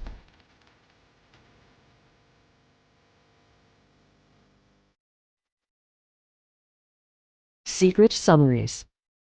The placebo effect is an example of the law of attraction in action. When a patient truly believes the tablet is the cure, he receives what he believes.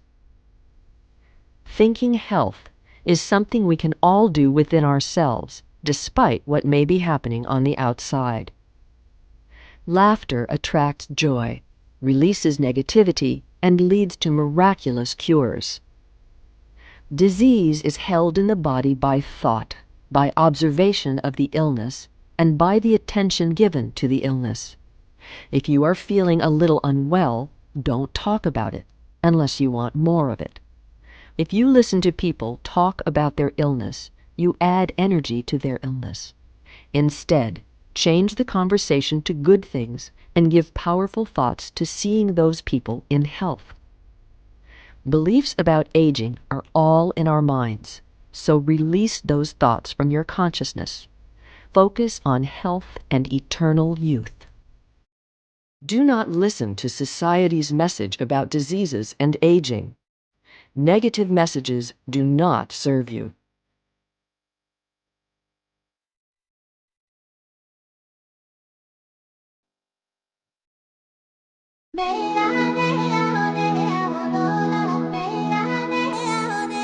Chapter 8. The Secret to the World. Lisa Nichols. People have a tendency to look at the things that they want and say, yes, I like that. I want that. However, they look at the things that they don't want and they give just as much energy, if not more energy, with the idea that they can stamp it out. They can eliminate it, obliterate it. In our society, we've become content with fighting against cancer, fighting against poverty, fighting against drugs, fighting against terrorism, fighting against violence. We tend to fight everything we don't want. Hale Dwoskin, teacher and author of The Sedona Method. Anything we focus on, we do create. So if we're really angry, for instance, at a war that's going on, or strife, or suffering, we're adding our energy to it. We're pushing ourselves. And all that only creates resistance. What you resist persists. Carl Jung. Bob Doyle. The reason that what you resist persists is because if you're resisting something, you're saying, no, I don't want this thing because it makes me feel this way, the way I'm feeling right now. So you're just putting out this really strong emotion of, wow, I really don't like this feeling, and it's there, and it just comes racing towards you. Resistance to anything is like trying to change the outside pictures after they've been transmitted. It's a futile pursuit. You have to go within and emit a new signal with your thoughts and feelings to create the new pictures.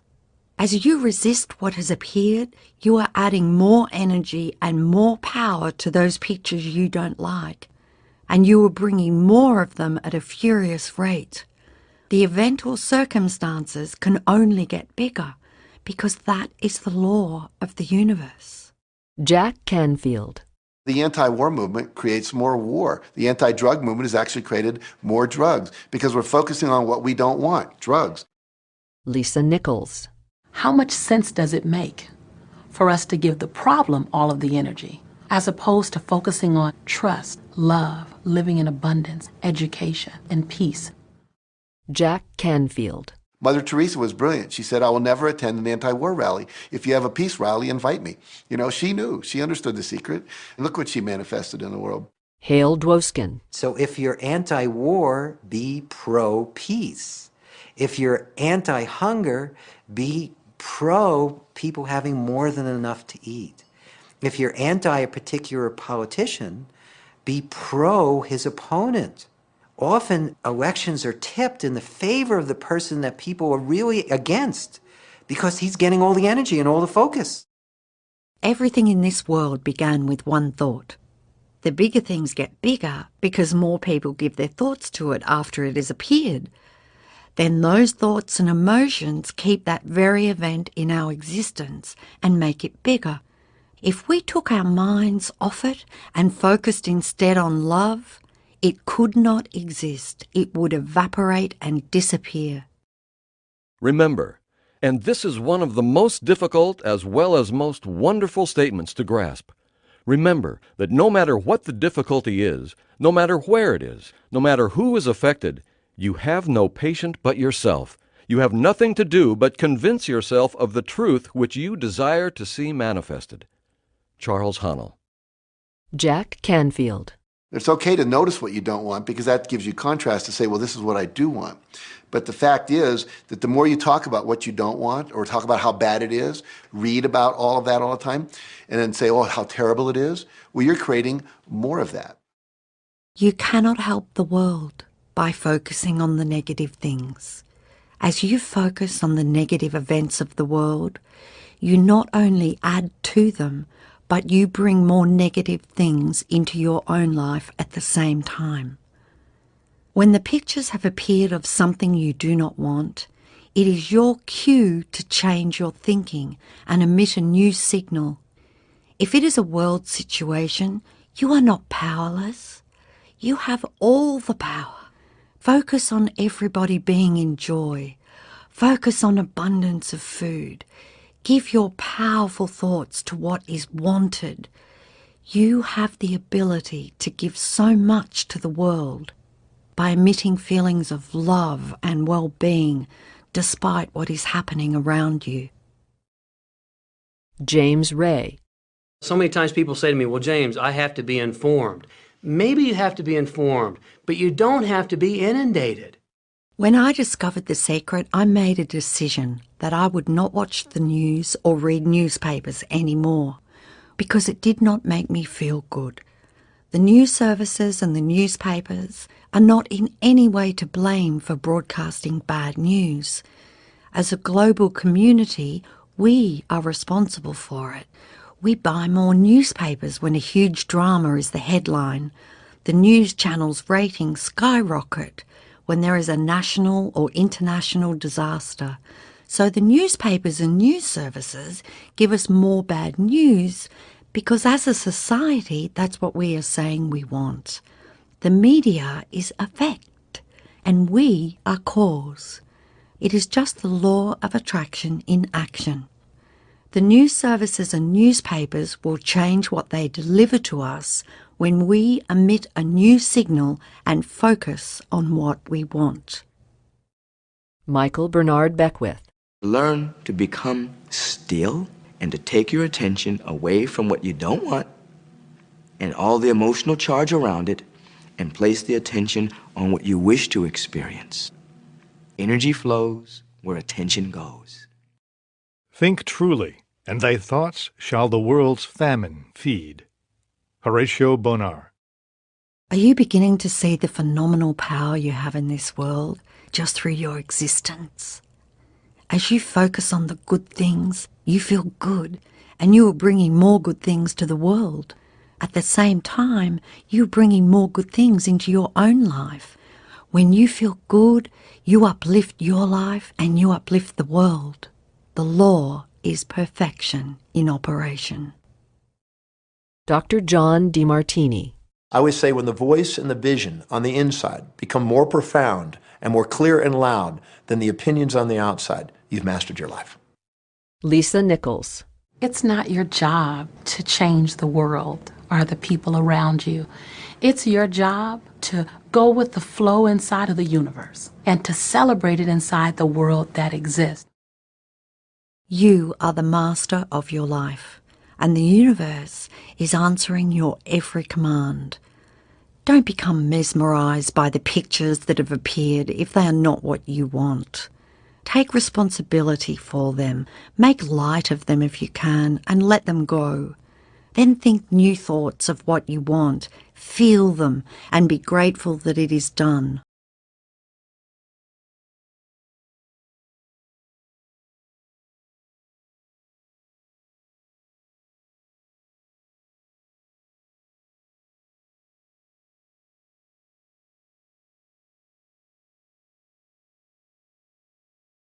And that's the idea that, well, if everybody uses the secret and they all treat the universe like a catalog, aren't we going to run out of stuff? Won't everybody just make a run for it and bust the bank? Michael Bernard Beckwith. What's beautiful about the teaching of the Great Secret is that there's more than enough to go around for everyone. There is a lie that acts like a virus within the mind of humanity. And that lie is there's not enough good to go around. There's lack, and there's limitation, and there's just not enough. That lie has people living in fear, greed, stinginess, and those thoughts of fear, greed, stinginess, and lack become their experience. So the world has taken a nightmare pill. Now the truth is, there's more than enough good to go around. There's more than enough creative ideas. There's more than enough power. There's more than enough love. There's more than enough joy. All of this begins to come through a mind that is aware of its own infinite nature. To think there is not enough is to look at the outside pictures and think that everything comes from the outside. When you do that, you will most surely see lack and limitation. You now know that nothing comes into existence from the outside, and that everything first comes from thinking and feeling it on the inside. Your mind is the creative power of all things. So how can there be any lack? It's impossible. Your ability to think is unlimited, and so the things you can think into existence are unlimited. And so it is with everyone. When you truly know this, you are thinking from a mind that is aware of its own infinite nature. James Ray. Every great teacher who's ever walked the planet has told us that life was meant to be abundant. The essence of this law is that you must think abundance, see abundance, feel abundance, believe abundance. Let no thought of limitation enter your mind. Robert Collier. John Assaraf. And so just when we think that resources are dwindling, we find new resources to achieve the same things. The true story of a Belize oil team is an inspiring example of the power of the human mind to bring forth resources. The directors of Belize Natural Energy Limited were trained by the eminent Dr. Tony Quinn, who specialises in humanistic physiology training.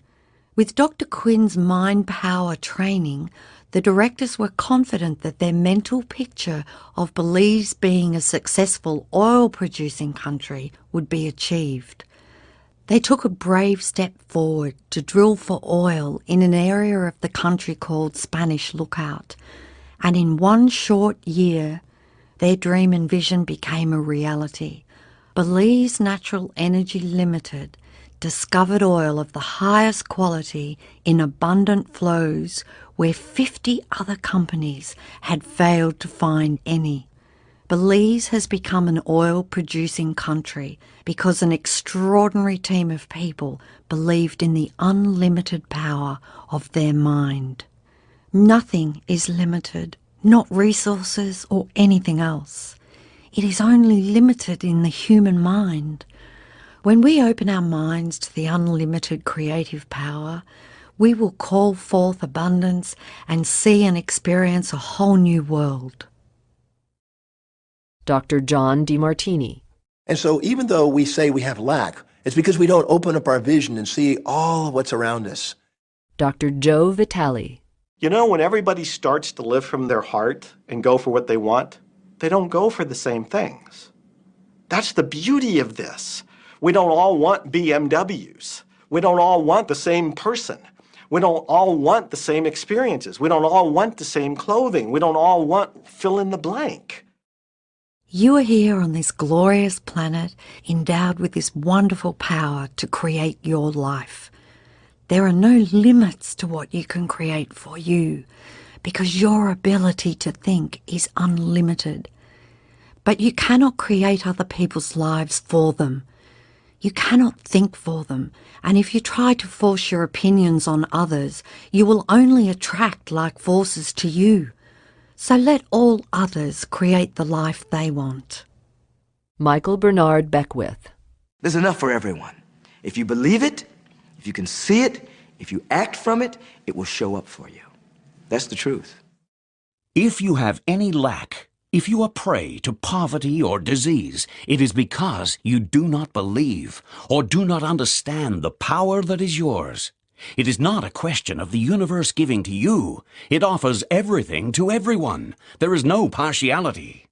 Robert Collier. The universe offers all things to all people through the law of attraction. You have the ability to choose what you want to experience. Do you want there to be enough for you and for everyone? Then choose that and know there is abundance of all things. There is an unlimited supply. There is so much magnificence. Each of us has the ability to tap into that unlimited, invisible supply through our thoughts and feelings and bring it into our experience. So choose for you, because you're the only one who can. Lisa Nichols. Everything that you want, all the bliss, all the joy, all the love, all of the abundance, all of the prosperity, it's there, ready and waiting for you to grab a hold of it. Now you got to get hungry for it. You have to want it. You got to be intentional. And when you become intentional and on fire for what you want, the universe will deliver you every single thing that you've been wanting. Recognize the beautiful and wonderful things around you and bless and praise them. And on the other side, the things that aren't currently working the way you want them to work, don't spend your energy faulting or complaining. Embrace everything that you want so you can get more of it. Lisa's wise words to praise and bless the things around you are worth their weight in gold. Praise and bless everything in your life. When you are praising or blessing, you are on the highest frequency of love. In the Bible, the Hebrews used the act of blessing to bring forth health, wealth, and happiness. They knew the power of blessing. For many people, the only time they have blessed someone was when they sneezed, and so they have not used one of the greatest powers to their full advantage. The dictionary defines blessing as invoking divine favour and conferring well-being or prosperity. So begin right now to invoke the power of blessing in your life and bless everything and everyone. Likewise with praising, for when you are praising someone or something, you are giving love. And as you emit that magnificent frequency, it will return to you 100-fold. Praising and blessing dissolves all negativity, so praise and bless your enemies. If you curse your enemies, the curse will come back to harm you.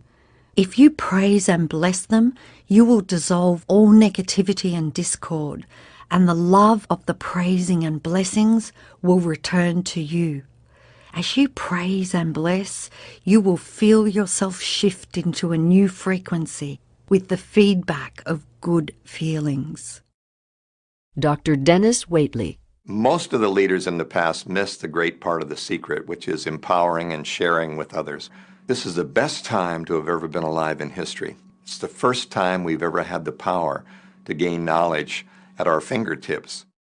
With this knowledge, you are becoming aware of the truth of the world and yourself. My greatest insights into the sacred on the subject of the world came from the teachings of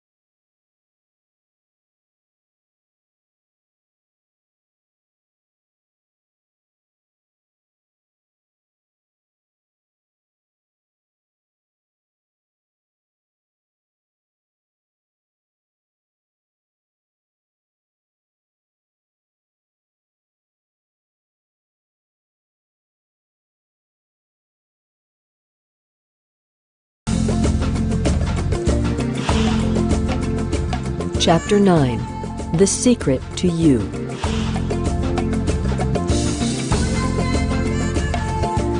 Dr. John Hagelin. When we look around us, even at our own bodies, what we see is the tip of the iceberg. Bob Proctor. Think of this for a moment. Take your hand and look at it. Now, your hand looks solid, but it's really not. If you put it under a proper microscope, you'd see a massive energy vibrating. John Assaraf. Everything is made up of the exact same thing, whether it's your hand, whether it's the ocean, or whether it's a star.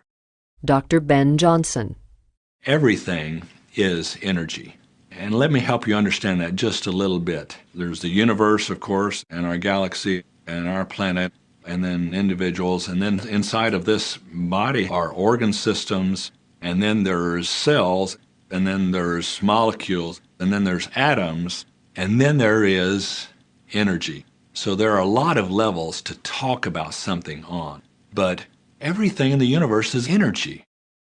When I discovered the secret, I wanted to know what science and physics understood in terms of this knowledge. What I found was absolutely amazing. One of the most exciting things about living in this time is that the discoveries of quantum physics and new science are in total harmony with the teachings of the sacred and with what all the great teachers have known throughout history. I never studied science or physics at school, and yet when I read complex books on quantum physics, I understood them perfectly because I wanted to understand them. The study of quantum physics helped me to have a deeper understanding of the secret on an energetic level. For many people, their belief is strengthened when they see the perfect correlation between the knowledge of the secret and the theories of new science. Let me explain how you are the most powerful transmission tower in the universe. In simple terms, all energy vibrates at a frequency. Being energy, you also vibrate at a frequency, and what determines your frequency at any time is whatever you are thinking and feeling. All the things you want are made of energy, and they're vibrating too. Everything is energy. Here is the wow factor. When you think about what you want and you emit that frequency, you cause the energy of what you want to vibrate at that frequency and bring it to you. As you focus on what you want, you are changing the vibration of the atoms of that thing, and you are causing it to vibrate to you. The reason you are the most powerful transmission tower in the universe is because you have been given the power to focus your energy through your thoughts and alter the vibration of what you are focused on, which then magnetically draws it to you. When you think about and feel those good things that you want, you have immediately tuned yourself to that frequency, which then causes the energy of all those things to vibrate to you, and they appear in your life. The law of attraction says that like attracts like. You are an energy magnet, so you electrically energize everything to you and electrically energize yourself to everything you want. Human beings manage their own magnetizing energy because no one outside of them can think or feel for them, and it is thoughts and feelings that create our frequencies. Almost 100 years ago, without the benefit of all the scientific discoveries of the last 100 years, Charles Harnell knew how the universe operated. The universal mind is not only intelligence, but it is substance. And this substance is the attractive force which brings electrons together by the law of attraction, so they form atoms. The atoms, in turn, are brought together by the same law and form molecules. The molecules take objective forms, and so we find that the law is the creative force behind every manifestation, not only of atoms, but of worlds, of the universe, of everything of which the imagination can form any conception. Charles Harnell. Bob Proctor. I don't care what city you're living in, you've got enough power in your body, potential power, to illuminate the whole city for nearly a week. To become conscious of this power is to become a live wire. The universe is the live wire. It carries power sufficient to meet every situation in the life of every individual. When the individual mind touches the universal mind, it receives all its power. Charles Harnell. James Ray. Most people define themselves by this finite body, but you're not a finite body. I mean, even under a microscope, you're an energy field. And what we know about energy is this. You go to a quantum physicist and you say, what creates the world? And he or she will say, energy. Well, describe energy. Okay, it can never be created or destroyed. It always was, always has been. Everything that ever existed always exists. It's moving into form, through form, and out of form. You go to a theologian and you ask the question, what created the universe? And he or she will say God. Always was and always has been, never can be created or destroyed, all that ever was, always will be, always moving into form, through form, and out of form.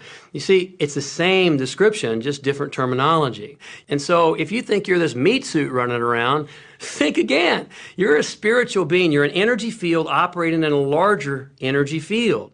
How does all of this make you a spiritual being? For me, the answer to that question is one of the most magnificent parts of the teachings of The Secret. You are energy, and energy cannot be created or destroyed. Energy just changes form, and that means you. The true essence of you, the pure energy of you, has always been and always will be. You can never not be. On a deep level, you know that. Can you imagine not being? Despite everything you've seen and experienced in your life, can you imagine not being? You cannot imagine it because it is impossible. You are eternal energy. The one universal mind. Dr. John Hagelin. Quantum mechanics confirms it, quantum cosmology confirms it, that the universe essentially emerges from thought. And all of this matter around us is just precipitated thought.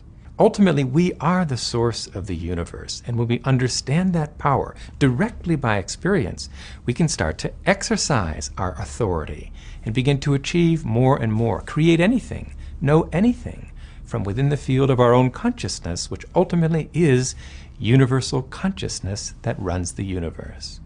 So depending upon how we use that power, positively or negatively, that's the kind of body, in terms of health, that's the kind of environment we create. So we are the creators not only of our own destiny, but ultimately we are the creators of universal destiny. We are the creators of the universe. So there's no limit really to human potential. It's the degree to which we recognize those deep dynamics and exercise them, to the degree to which we harness our power. And that really has to do, again, with the level at which we think. Some of the greatest teachers and avatars describe the universe in the same way as Dr. Hagelin, by saying that all that exists is the one universal mind, and there is nowhere that the one mind is not. It exists in everything. The one mind is all intelligence, all wisdom, and all perfection, and it is everything and everywhere at the same time. If everything is the one universal mind, and the whole of it exists everywhere, then it is all in you. Let me help you understand what that means for you. It means that every possibility already exists.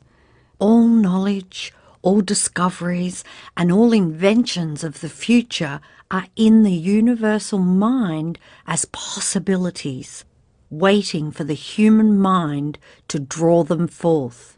Every creation and invention in history has also been drawn from the universal mind, whether the person consciously knew that or not. How do you draw from it? You do it through your awareness of it and by using your wonderful imagination. Look around you for needs waiting to be filled. Imagine if we had a great invention to do this, or imagine if we had a great invention to do that. Look for the needs and then imagine and think their fulfillment into being. You don't have to work out the discovery or the invention. The Supreme Mind holds that possibility. All you have to do is hold your mind on the end result and imagine filling the need, and you will call it into being.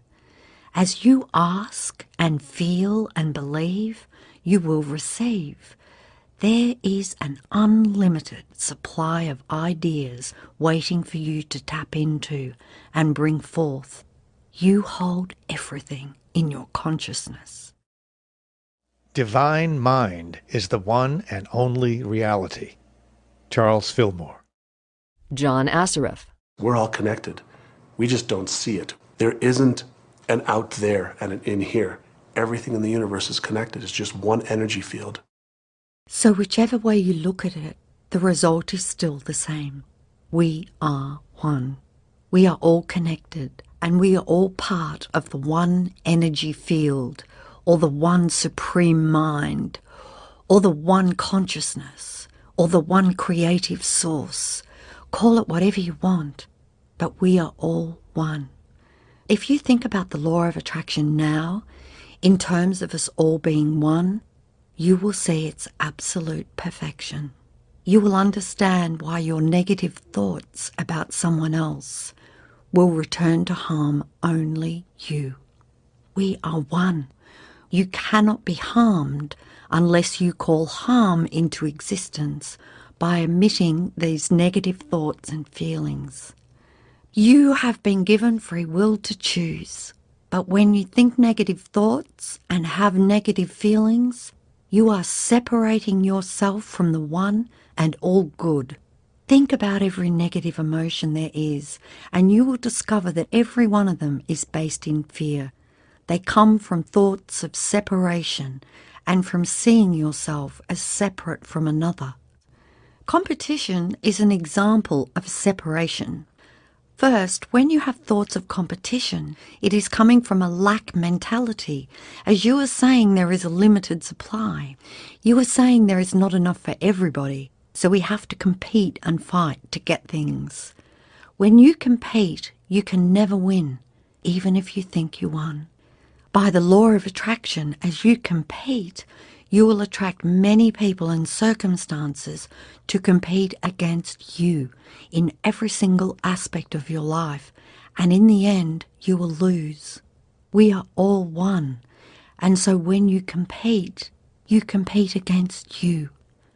You have to get competition out of your mind and become a creative mind. Focus only on your dreams, your visions, and take all competition out of the equation. The universe is the universal supply and supplier of everything. Everything comes from the universe and is delivered to you through people, circumstances, and events by the law of attraction. Think of the law of attraction as the law of supply. It is the law that enables you to draw from the infinite supply. When you emit the perfect frequency of what you want, the perfect people, circumstances, and events will be attracted to you and delivered. It is not people who are giving you the things you desire. If you hold that false belief, you will experience lack because you are looking at the outside world and people as the supply. The true supply is the invisible field, whether you call that the universe, the supreme mind, God, infinite intelligence, or whatever else. Whenever you receive anything, remember that you attracted it to you by the law of attraction and by being on the frequency and in harmony with the universal supply. The universal intelligence which pervades everything moved people, circumstances, and events to give that thing to you, because that is the law. Lisa Nichols. We often get distracted with this thing called our body and our physical being. That just holds your spirit. And your spirit is so big, it fills a room. You are eternal life. You're source energy. You are God manifested in human form, made to perfection. Michael Bernard Beckwith. Scripturally, we could say that we are the image and the likeness of God. We could say we are another way that the universe is becoming conscious of itself. We could say that we are the infinite field of unfolding possibility. All of that would be true. 99% of who you are is invisible and untouchable. R. Buckminster Fuller. You are God in a physical body. You are spirit in the flesh. You are eternal life expressing itself as you. You are a cosmic being. You are all power. You are all wisdom. You are all intelligence. You are perfection. You are magnificence. You are the creator, and you are creating the creation of you on this planet. James Ray. Every great tradition has told you that you were created in the image and the likeness of the creative source. That means that you have God potential and power to create your world, and you are. And maybe you've created things to this point that are wonderful and worthy of you, and maybe you haven't. The question I'd ask you to consider is, do the results you have in your life, are they what you really want? And are they worthy of you? If they're not worthy of you, then when would now be the right time to change those? Because you have the power to do that.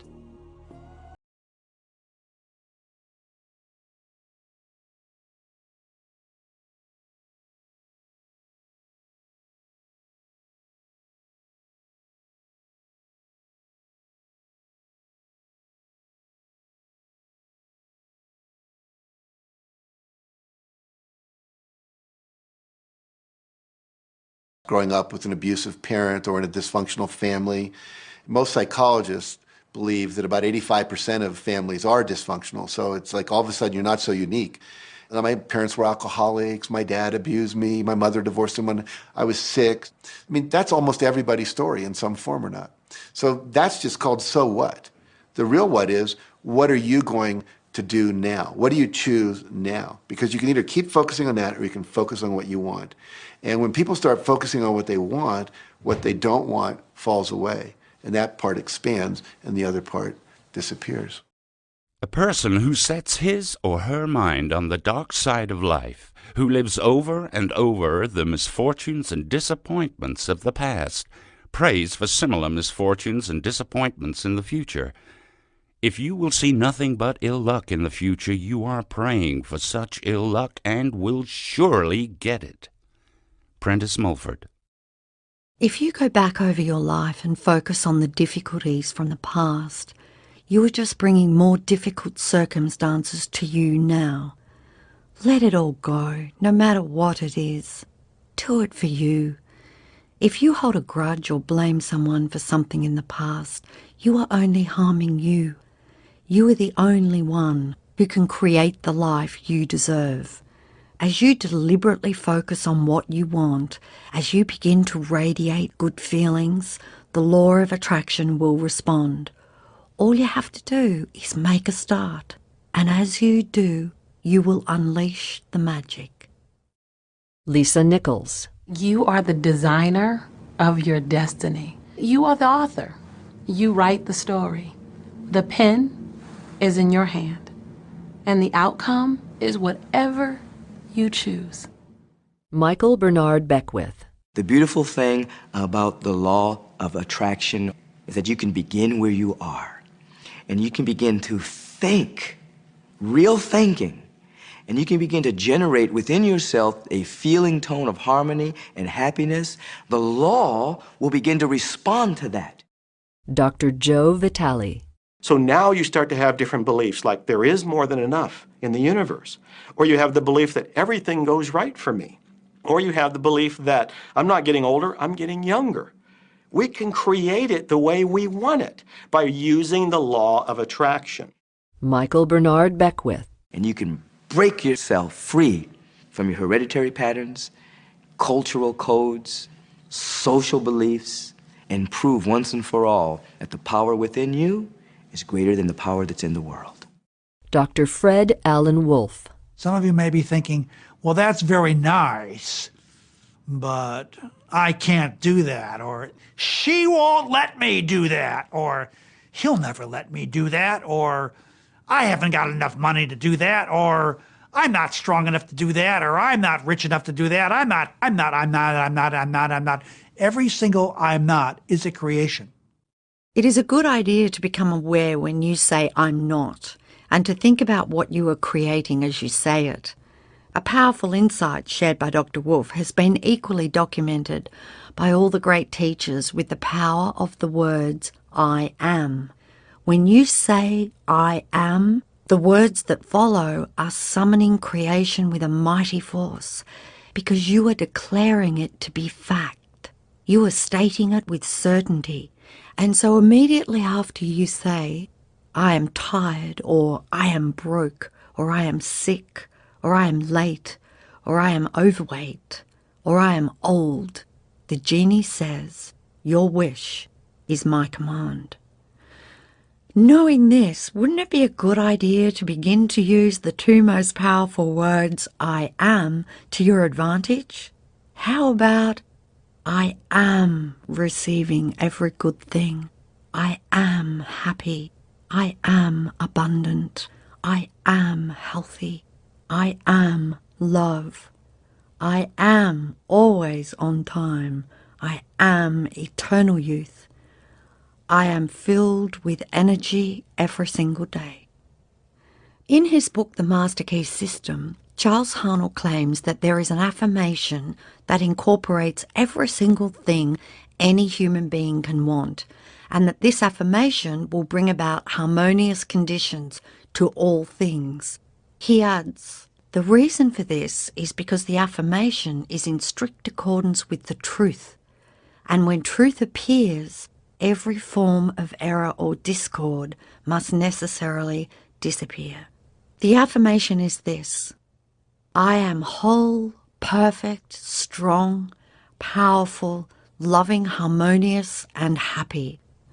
If it sounds like work to drag what you want out of the invisible and into the visible, try this shortcut. See what you want as absolute fact. This will manifest what you want with the speed of light. The second you ask, it is fact in the universal spiritual field, and that field is all that exists. When you conceive something in your mind, know it is a fact, and that there can be no question about its manifestation. There is no limit to what this law can do for you. Dare to believe in your own ideal. Think of the ideal as an already accomplished fact. Charles Haanel. When Henry Ford was bringing his vision of the motor vehicle into our world, people around him ridiculed him and thought he had gone mad to pursue such a wild vision. Henry Ford knew much more than the people who ridiculed him. He knew the secret, and he knew the law of the universe. Whether you think you can or you think you can't, either way, you are right. Henry Ford. Do you think you can? You can achieve and do anything you want with this knowledge. In the past, you may have underestimated how brilliant you are. Well, now you know you are the supreme mind, and that you can draw anything you want from that one supreme mind. Any invention, any inspiration, any answer, anything. You can do anything you want. You are a genius beyond description, so start telling yourself that and become aware of who you really are. Michael Bernard Beckwith. Are there any limits to this? Absolutely not. We are unlimited beings. We have no ceiling. The capabilities and the talents and the gifts and the power that is within every single individual on this planet is unlimited.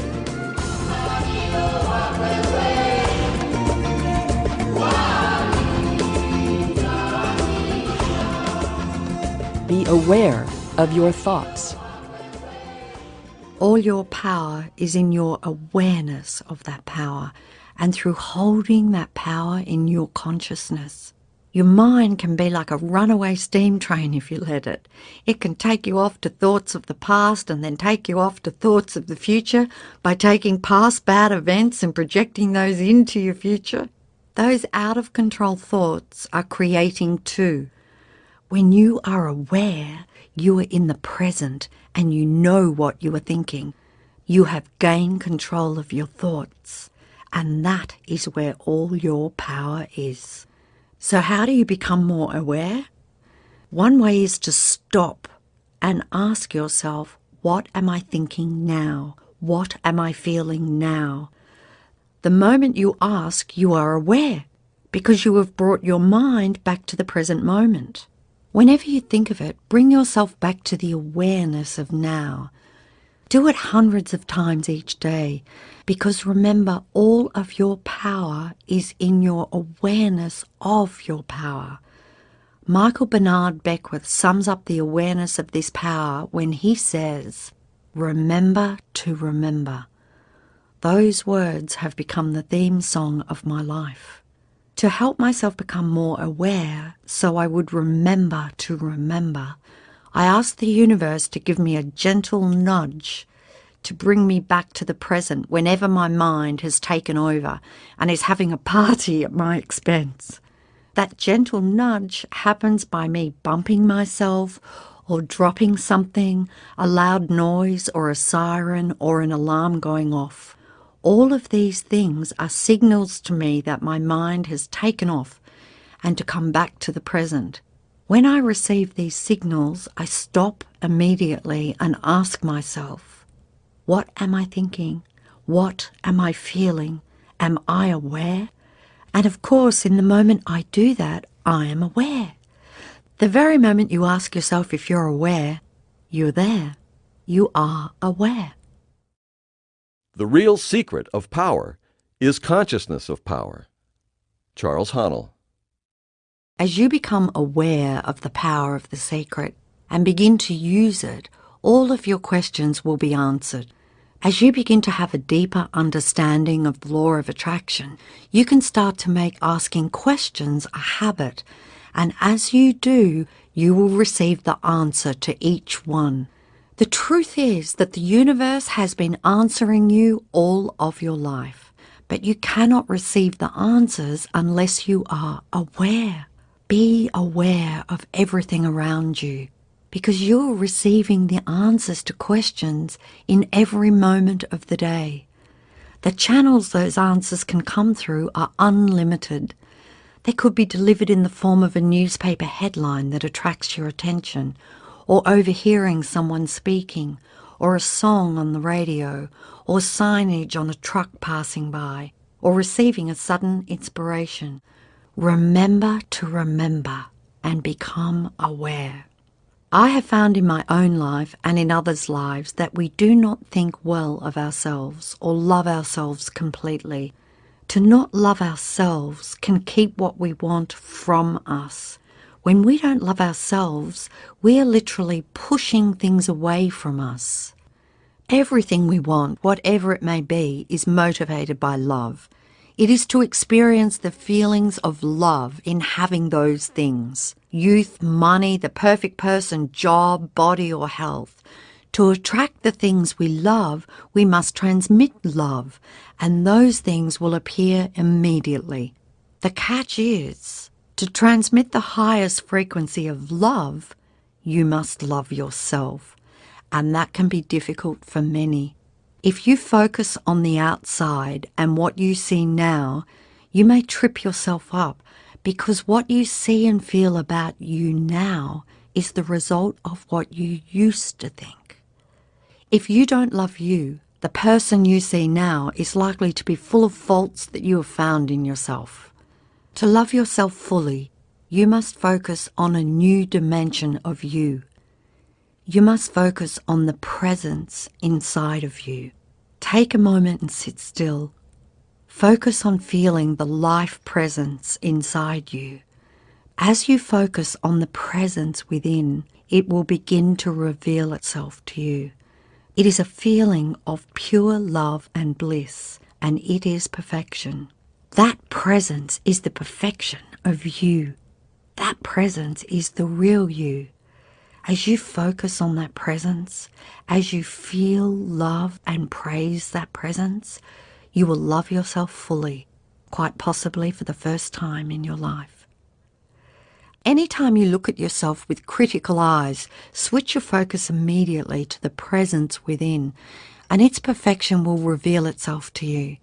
As you do this, all imperfections that have manifested in your life will dissolve, because imperfections cannot exist in the light of this presence. Whether you want to regain perfect eyesight, dissolve disease and restore well-being, turn poverty into abundance, reverse aging and degeneration, or eradicate any negativity, focus on and love the presence within you, and perfection will manifest. The absolute truth is that the I is perfect and complete. The real I is spiritual and can therefore never be less than perfect. It can never have any lack, limitation, or disease. Charles Haanel.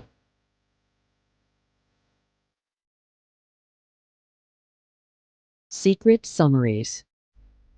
Everything is energy. You are an energy magnet, so you electrically energize everything to you and electrically energize yourself to everything you want. You are a spiritual being. You are energy, and energy cannot be created or destroyed. It just changes form. Therefore, the pure essence of you has always been and always will be. The universe emerges from thought. We are the creators, not only of our own destiny, but also of the universe. An unlimited supply of ideas is available to you. All knowledge, discoveries, and inventions are in the universal mind as possibilities, waiting for the human mind to draw them forth. You hold everything in your consciousness. We are all connected, and we are all one. Let go of difficulties from your past, cultural codes, and social beliefs. You are the only one who can create the life you deserve. A shortcut to manifesting your desires is to see what you want as absolute fact. Your power is in your thoughts, so stay aware. In other words, remember to remember.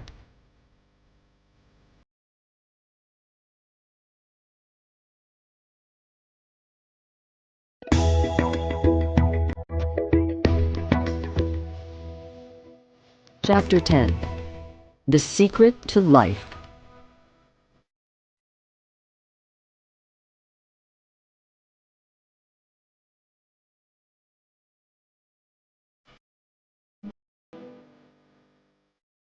Neale Donald Walsch, author and spiritual messenger.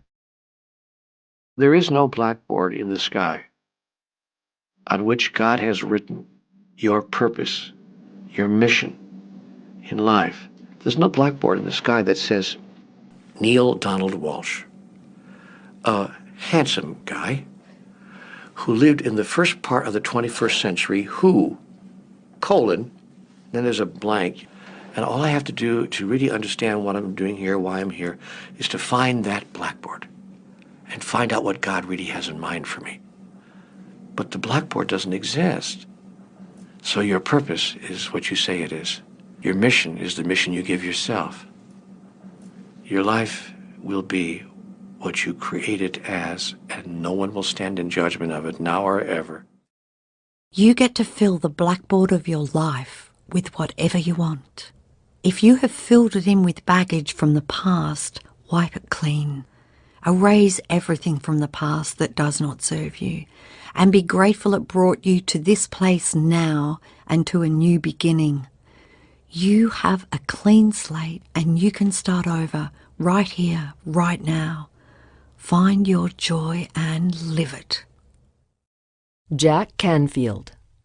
It took a lot of years for me to get this, because I grew up very much with this idea that there was something I was supposed to do, and if I wasn't doing it, I was like, God wouldn't be happy with me, you know? When I really got that my primary aim was to feel and experience joy, then I began to do only those things which brought me joy. We have a saying, you know, if it ain't fun, don't do it. Neale Donald Walsch. Joy, love, freedom, happiness, laughter. That's what it is. And if you just experience joy sitting there and meditating for an hour, by golly, do that. If you experience joy eating a salami sandwich, then do that. Jack Canfield. When I pet my cat, I'm in a state of joy. When I walk in nature, I'm in a state of joy. So I want to constantly put myself in that state. And when I do that, then all I have to do is have the intention of what I want, and what I want manifests. Do the things that you love and that bring you joy. If you don't know what brings you joy, ask the question, what is my joy? And as you find it and commit yourself to it, to joy, the law of attraction will pour an avalanche of joyful things, people, circumstances, events and opportunities into your life, all because you are radiating joy. Dr. John Hagelin. So inner happiness actually is the fuel of success. Be happy now. Feel good now.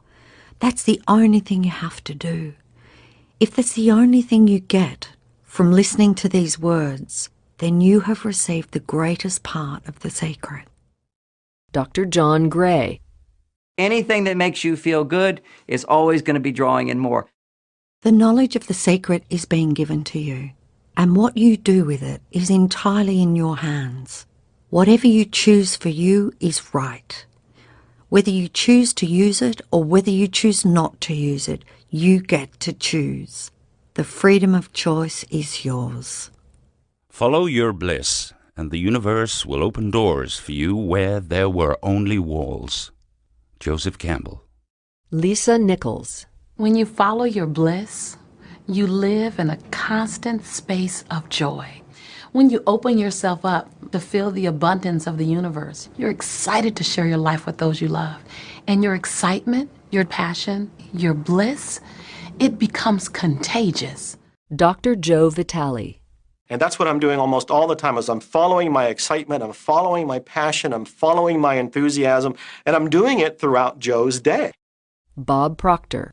Enjoy life with us because life is phenomenal. It's a magnificent trip. Marie Diamond. You will live in a different reality, a different life, and people will look at you and say, "What do you do different than me?" Well, the only thing that is different is that you work with the secret.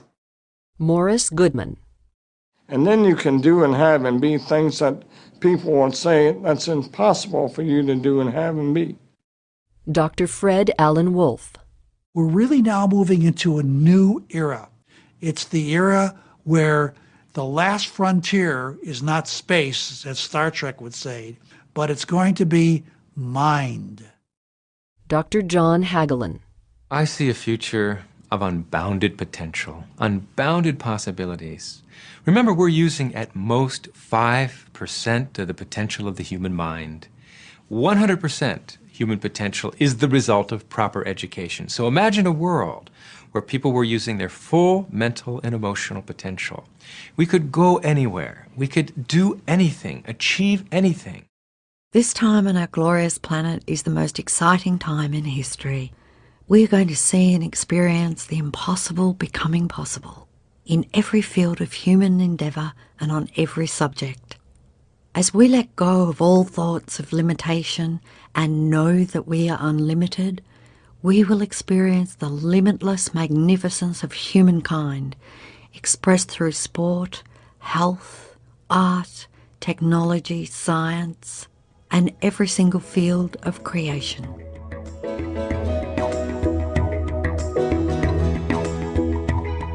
Embrace your magnificence. Bob Proctor.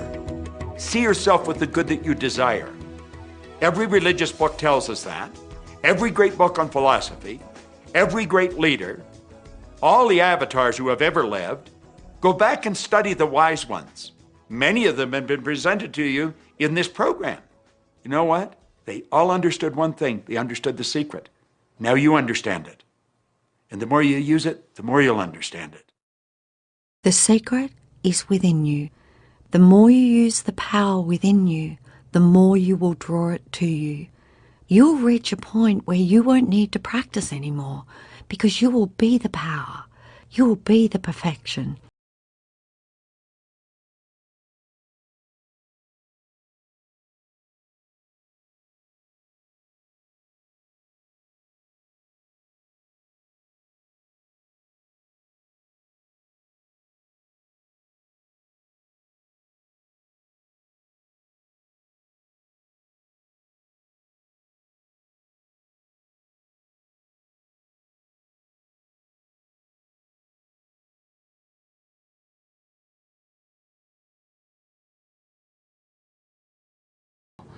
Were to all prepare you for this moment right now. Now you get that you are the creator of your destiny.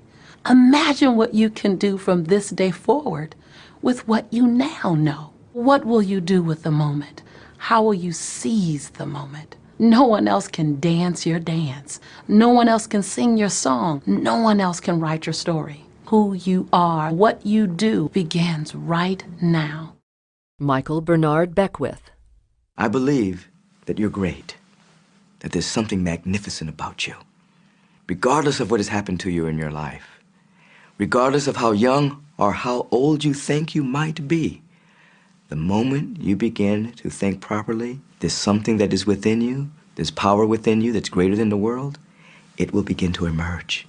It will take over your life. It will feed you. It will clothe you. It will guide you, protect you, direct you, sustain your very existence if you let it. Now that is what I know for sure. The earth turns on its orbit for you. The oceans ebb and flow for you. The birds sing for you. The sun rises and it sets for you. The stars come out for you.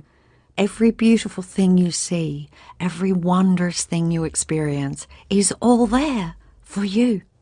Take a look around. None of it can exist without you. No matter who you thought you were, now you know the truth of who you really are. You are the master of the universe. You are the heir to the kingdom. You are the perfection of life. And now you know the secret. May the joy be with you. The secret is the answer to all that has been, all that is, and all that will ever be. Ralph Waldo Emerson. Secret summaries. You get to fill the blackboard of your life with whatever you want. The only thing you need to do is feel good now. The more you use the power within you, the more power you will draw through you. The time to embrace your magnificence is now. We are in the midst of a glorious era. As we let go of limiting thoughts, we will experience humanity's true magnificence in every area of creation. Do what you love. If you don't know what brings you joy, ask, what is my joy? As you commit to your joy, you will attract an avalanche of joyful things because you are radiating joy. Now that you have learned the knowledge of the secret, what you do with it is up to you. Whatever you choose is right. The power is all yours.